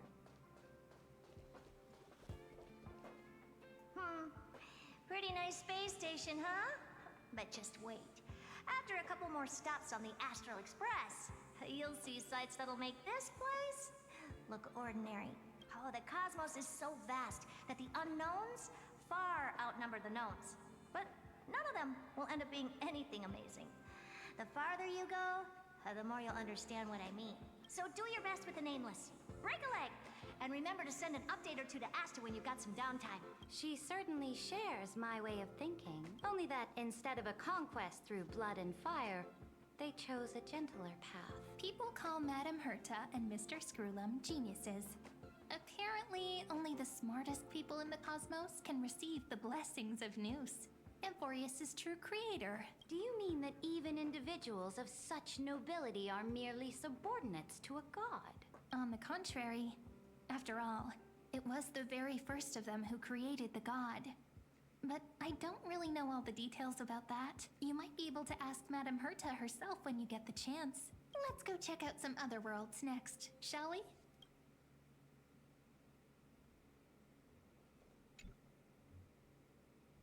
This next stop on the journey has a lot of similarities to Amphorius. A snow-covered land? Interesting. This star is named Eurillo 6. That name sounds so cold. Belobog sounds better. The girl we see here holds a similar station to you, Imperator. She's the supreme guardian of this world. A leader who took up the mantle of government during a disaster. I did not expect the Empress of this world to be so young. Well, your appearance isn't much older. The object in the distance resembles Nikador. Is it a weapon? No, it's called... Right! The Geological Reconstruction Unit. Just Giorios' Titankin? Disappointing. It's all thanks to you that we survived the crisis. The collaboration with the IPC is both an opportunity and a challenge. Nonetheless, it's an important step in our journey back into the universe. This world was sealed beneath its sky just like Amphorius was. And they only managed to reconnect with the stars when the Nameless arrived. That IPC she spoke of, is it a more powerful organization? Yes. The IPC conquered many worlds through trade and opened up a vast territory that way. There are many such powerful alliances beyond Amphorius, and they all walk on roads different from the destruction. Coming back to the Supreme Guardian and her Belobog, didn't they find a peaceful way to enter the interstellar community? That cannot be true. That IPC would never have grown so big on trade alone. It may pretend to be a wealthy merchant with clean hands, but I am willing to bet that it grew fat on gory oppression and bloodshed. Sarija is all of us in our theories about the IPC following the path of Varation. Its path of conquest must have had no mercy for the weak and would have destroyed them if needed. Are you telling me that this snowland never thought about tossing its dignity to the wind and kneeling to the IPC? I will not believe it. I will never allow the Imperator's empire to be sullied by others. Amphorius must become a power so strong that no interstellar foreigner would dare to look down upon us. Imperator, Belobog isn't as weak as you imagine. Listen. I indeed hesitated. But now I understand what we must do. Belobog must learn how to walk on her own until she no longer needs the support of others and can stand on her 2 feet among the stars. Even if I may not live to see it, I believe such a day will surely come. They still have their dignity intact. One day, that hope will melt through the ice and help them into a prosperous tomorrow. But the order of the cosmos is already set in stone. The old laws decree that only the strong survive, binding the weak in an unbroken chain until they wither and turn to dust. Unless they embrace the power of the destruction. Amphorius must shatter the old law and become the new order among the stars. Speaking of the order, another one of my friend's companions may be able to enlighten you further on that. Let's go to the next page.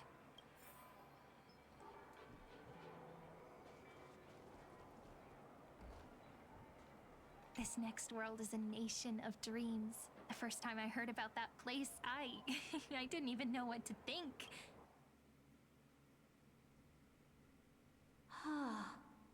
Such opulence does indeed evoke astonishment. This world is called Penacony, an eternal city built upon a land of dreams. It's also my friend's previous stop, where they went through a risky but exciting adventure. Are we just gonna skip the Danhung's home that for some reason my brain just cannot remember the name of? Starskip, Jingyuan. It's the Xianzhou. There we go. Are we just gonna skip the Xianzhou? Tell me about it then. That man standing afar has wings on his head. I am truly curious. I wish to gaze upon the views of the Reverie Hotel one more time. I'll be just a traveler when I come back here again. And perhaps, through a traveler's eyes, even the things I once knew so well will feel strangely different. Penacony is a land of the harmony, where all dreams and hopes merge and combine. It believes in unrestrained freedom, and that's how it lost itself in shallow delights. Then, this young man before you chose to rewrite its laws, using the power of the Order, hoping to shape a dream-bound paradise of perfect happiness. Yet, the paradise of my dreams remains far away. Perhaps a brief journey with the Nameless can show me more possibilities in my search for paradise. As for what Penacony should look like, it'll be up to her. No. Up to their trailblazing now. Oh, it sounds like this ideal kingdom is no more. That's right. The people chose to wake up at the end. You can't see tomorrow when drowning in sweet dreams. This individual's law acknowledged only gods and constructs, leaving no space for humanity. And yet, The fact that he could accept defeat and resume his journey shows a rare self-awareness and clarity of mind. You are also very self-aware, Imperator. Then you must know that the world promised by the destruction also has no place for humanity. I am indeed very aware of Lycurgus's honeyed words of deceit. I have seen enough. Take me back. I guess we're skipping the Cienjo then. Then let's wrap up this trip down memory lane with one last scene. This absolute wonder. Isn't it pretty? That's our Amphorius. Our world flows and meanders in this endless band of light. Though we were born from the designs of the gods and are not yet truly alive, the Chrysos heirs of Amphorius still chose to stand against fate and carved a legend no different from that of humankind. Will you really renounce the heroes in this world's previous 30 million cycles, Imperator? Including even yourself. Will you bow to brutal destiny and allow that puppet master named the destruction to have their wish? I know what you want to do, sidekick. You want to use that deliverer's memories to influence me and tilt the scales of law toward him and the two geniuses. You really saw right through me, Imperator. How can one rule an empire if one is incapable of understanding people's minds? I have decided on Law's final destination. However, before I move my next chess piece, before we go on, tell me this, sidekick. Throughout his trailblaze, was there ever a memory of the ocean?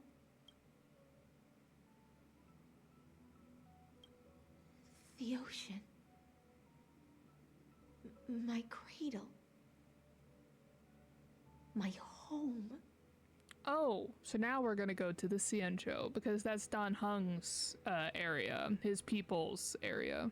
You shall complete your conquest in the ocean at the boundaries of this world, and eternally slumber in the sound of tides. You shall eternally slumber in the sound of tides, and complete your conquest in the ocean at the boundaries of this world.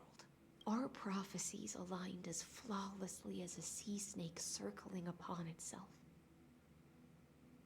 An elegant loop, like a joyful hymn, like the circulating ocean current, like our two fates, like Amphorius itself.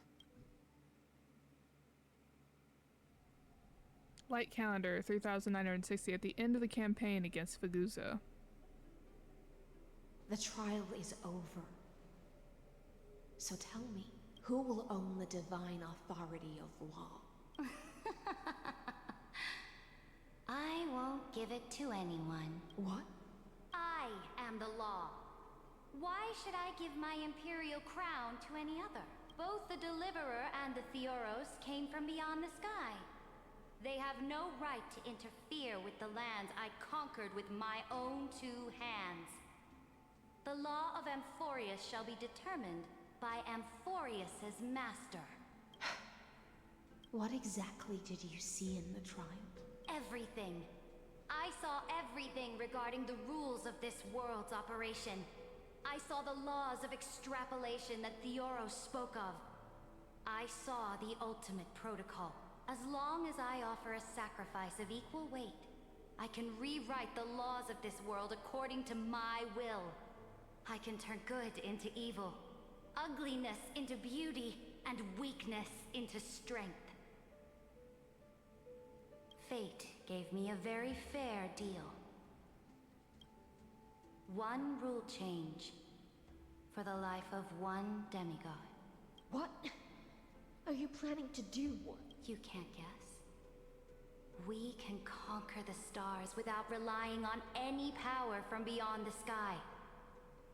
We just need to make some reasonable sacrifices.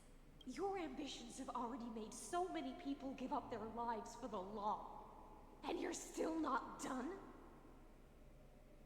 I mean, I'm pretty sure this is when she dies, because she said even she herself is ready at every point to sacrifice for her conquest, so I imagine that's where this is going.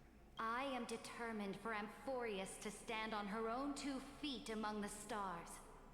You are beyond reason. You think such a simple and hypocritical statement can justify your atrocities. There's no new without destroying the old. That's what you consider an atrocity? Ironic, for that is also the unchanging law of Amphorius's revolutions. Ever since the Flame Chase prophecy resounded in the distance, fate has decreed for the Chrysos heirs to ignite our blood and illuminate this dark age. People would still be puppets of the old dynasty if it weren't for my conquests. But your world doesn't seem to be any different from your predecessors. Bloodshed, tyranny, oppression. You're making the same mistakes they did. Go and see everything for yourself. Go to any library I've built. Go listen to the rumors on every street corner. Go and witness how the Imperator crushed the old laws and forged new ones. Go and see what my conquests brought to this world. I cleansed the Chrysos War's filth, and mended all the conflicts left by the Arabellica. I restored Akima's might and allowed mortals and Chrysos heirs to face each other as equals in the Council. I punished all sins and rewarded all achievements. I smashed Talantin's shackles, united humankind to save themselves, and started the Flame Chase era. That's what the Imperator has done in her glorious life. So now, hearken to my final words. History will eventually forget Cyritra, but it will never forget the Imperator's people or the Flame Chase era she began. Final words.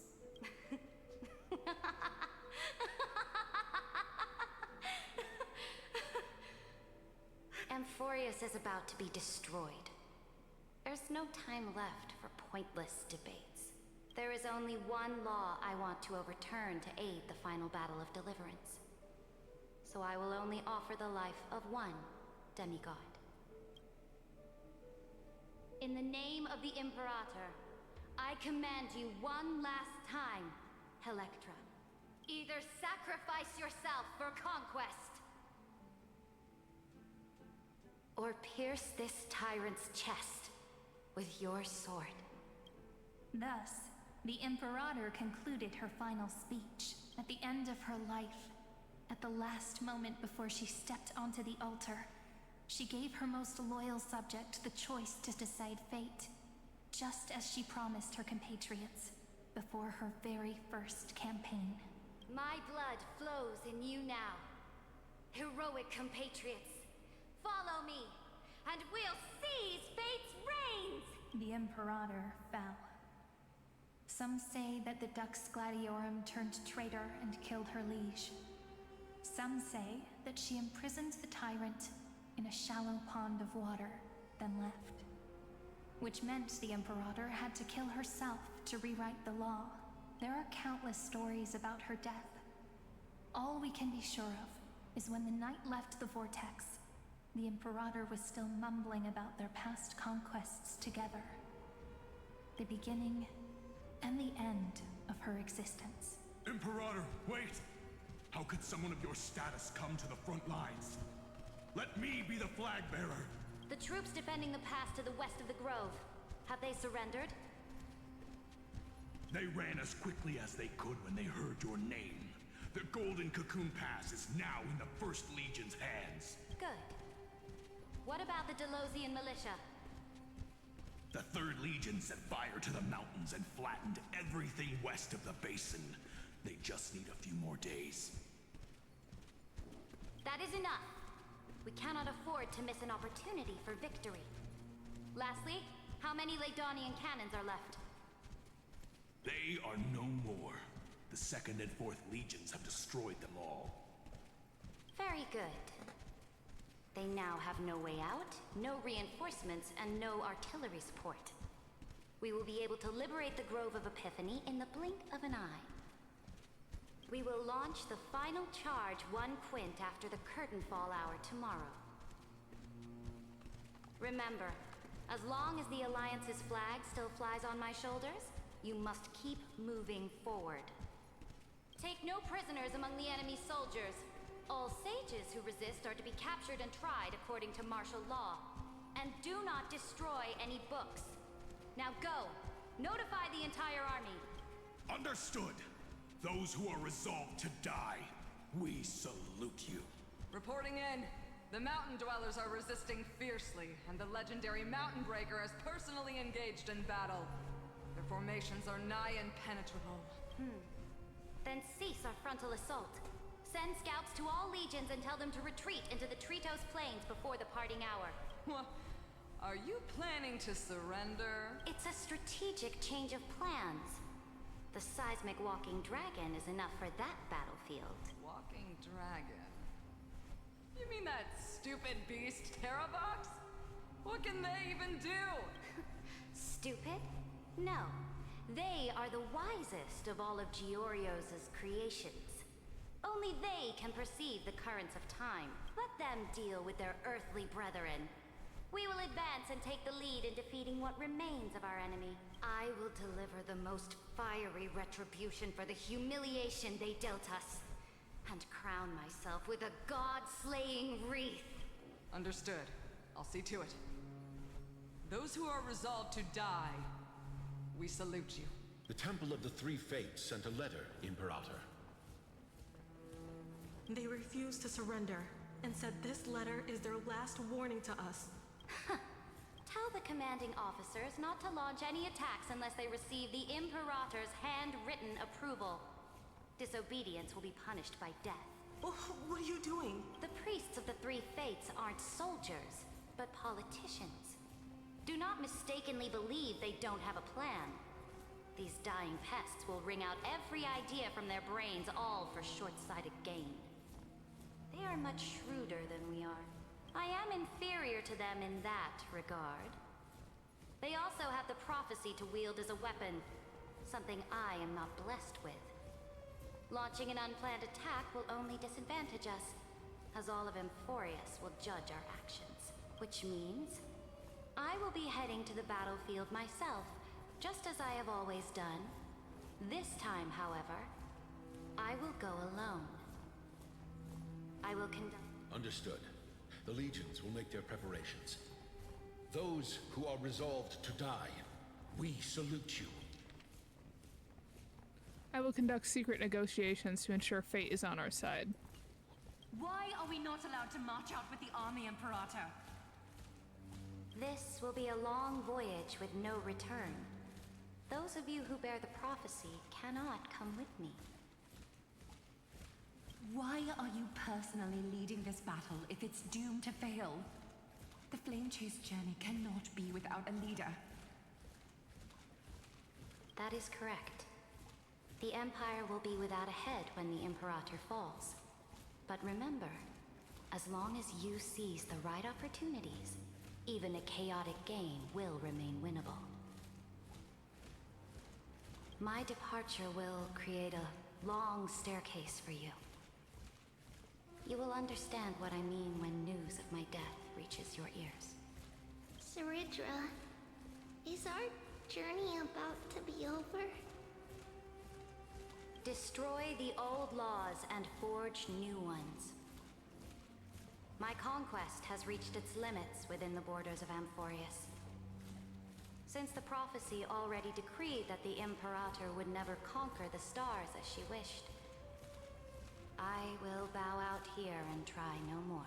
More Chrysos heirs bearing divine authority will be born, and many more heroes will arise. Will they demand peace or war?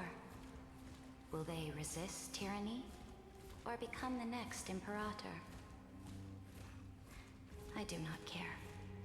The children of the future will decide for themselves. Do not mourn for me. Anyone can kill the Imperator. But the only one who can truly destroy her is Ceridra? At the end, I faithfully recorded the most important battles in the Imperator's life. Her conquest was about to be completed at this point in the story. However, for some reason, a memory suddenly entered my mind just as I was about to put down my pen. It was a journey on a fantastical train. I had the honor of having a heart-to-heart conversation with the Imperator under the stars. And I asked her this question at the end of that discussion. How do you want history to remember you? As a hero who gave up her life for the flame chase? Or as a tyrant? She answered so quickly, as if she had made up her mind long ago. I would rather be forgotten than be defined.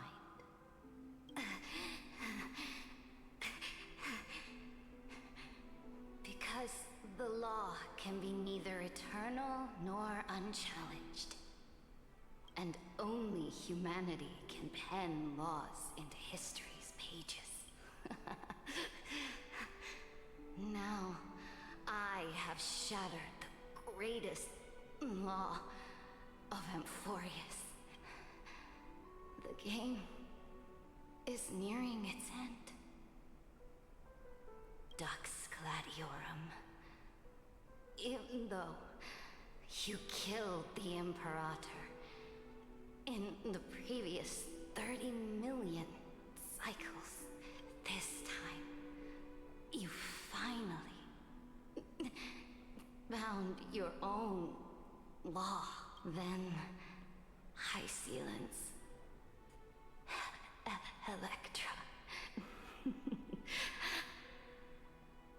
I will ask someone to deliver the prophecy's ocean at the boundaries of this world to you. Will you choose to swim into that ocean? I do not care. Do not care.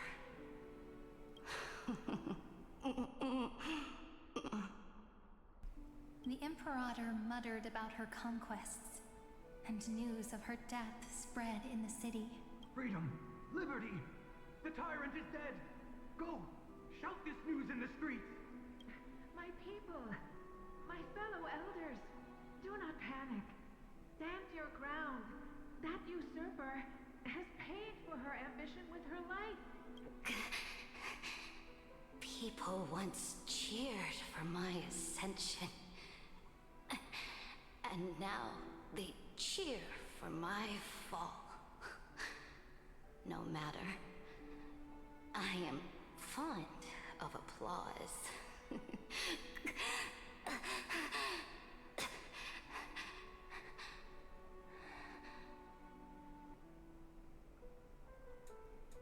This is a very emotional moment, but I feel that if we had already introduced the path of elation, which is coming in the next patch update, or like the next time we get a new area, that Ceridra should have been a path of elation character.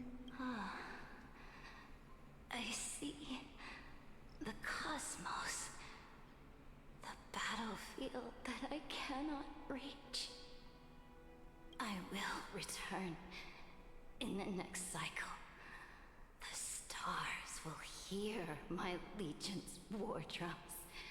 Hear the great name of the Imperator. Hear Amphorius.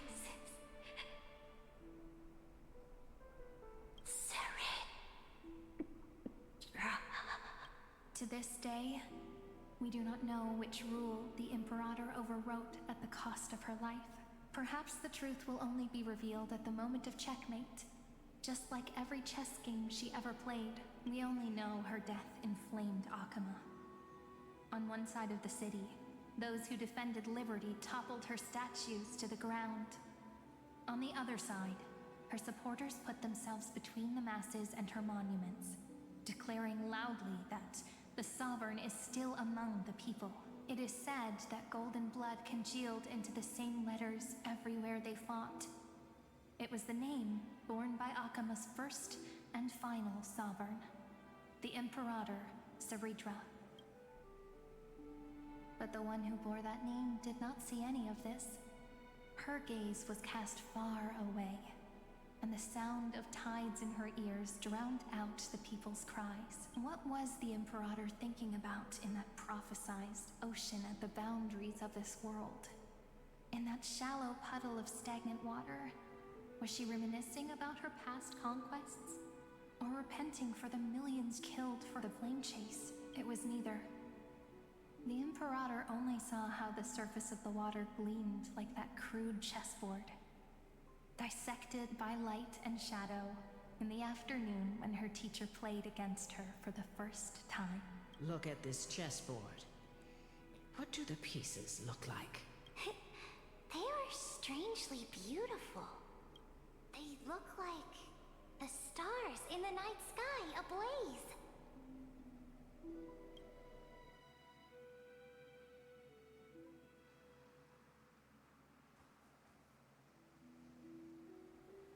From that page emerged an ocean so vast, so pure, not a single trace of corruption. Is this Saridra? Electra, my subject. Ever since you walked out of the tainted ocean and pledged yourself to me, I have seen the abyss in your eyes and the emptiness in your heart. That was why I promised you a new ocean, where the Imperator's ambitions would serve as the currents, and loyalty would be its light. Electra, my subject. You have done your duty as my blade. The prophecy has now made its final decree on the road I intend to walk. My conquest is doomed to never reach the stars. But the Imperator never makes empty promises. So take this memory, this ocean, beyond the sky, as witnessed by the Deliverer. This is the final gift that the Imperator can leave for her subject.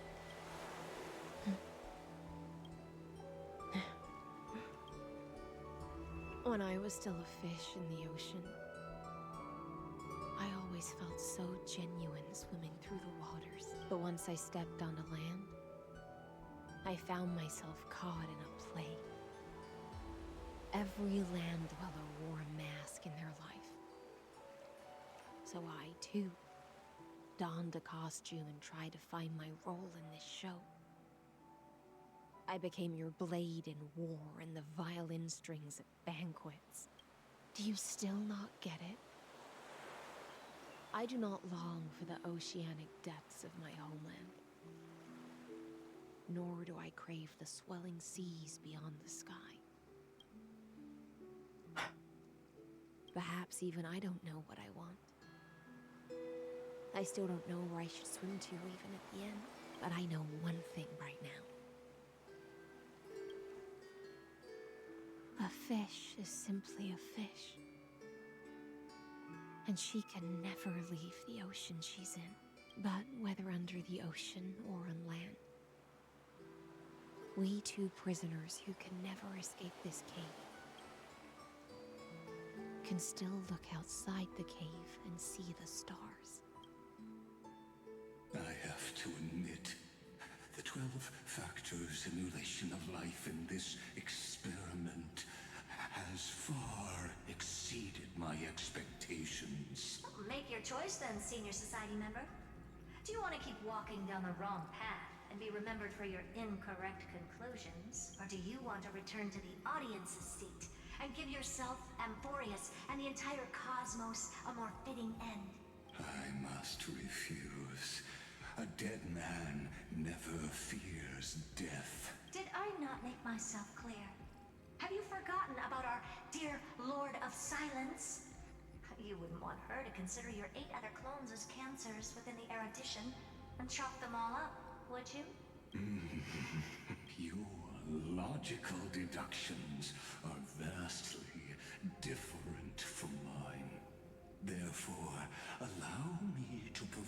one more academic recommendation. Listen, my peers. Why don't you look beyond this world? Just as the Chrysos heirs did. Re-evaluate your calculations and take into account all enemies in the upcoming war among the eons. Amphoris is not a place where three paths entangle, but where three paths fight to the death. You used Memoria to resist me, but did you not consider the possibility that the Remembrance and their children might have taken this opportunity to join the fray as well? In the meantime...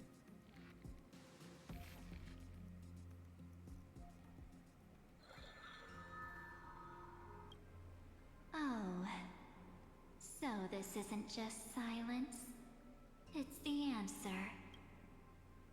What was the last thing he said to you before you parted the waters at the Scale Gorge waterscape?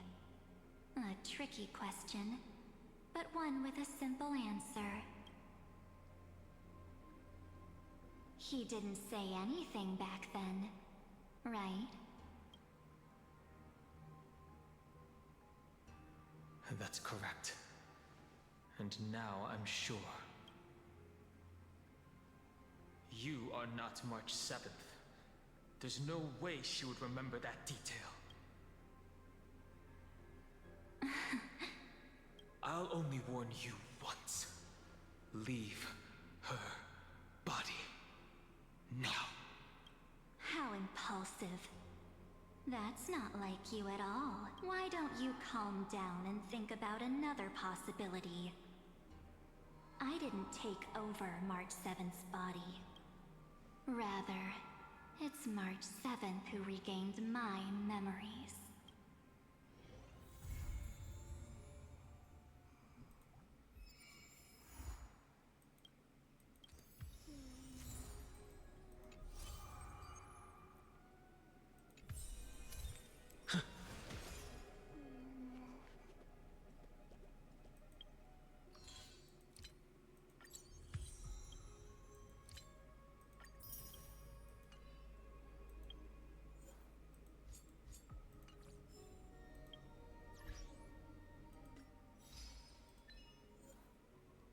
Carry on everything before the hero's death.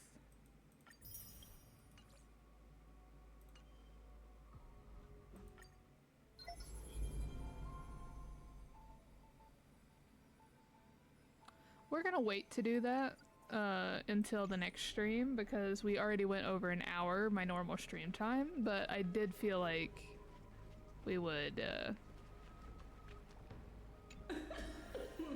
Pour me a cup, will you? Blue, am I the ocean? Nah, you got drunk on ambrosia too, huh? Never mind that, my dear. Bring ambrosia here. Treasures, relics, beauties, take your pick.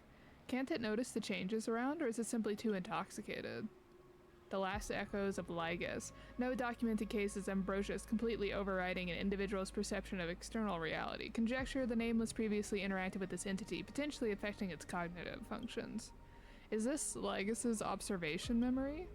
Ambrosia, bring me the ambrosia, and I've got more treasures for you, darling. Oh, interesting. So the level cap extended.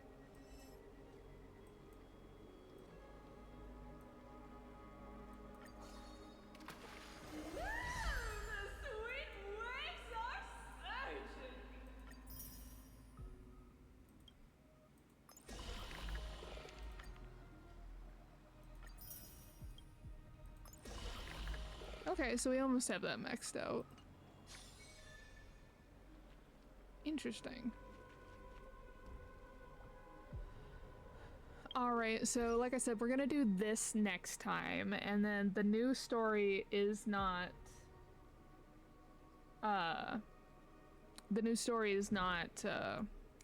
gonna be here next week, the new section of the story.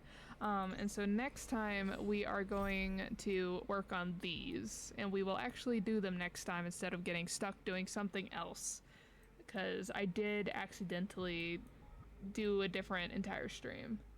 And then also hello to the first time chatter that just popped in. Sorry you're popping in like right before the stream ends. But I will see you all next weekend. I believe that there's nothing gonna stop. Yeah, I don't have anything occurring. So I will see you all next time. I hope you all have a great rest of your week. Remember to get some sleep. Remember to get to eat some good food. And I hope you have a great rest of your week. Bye everyone.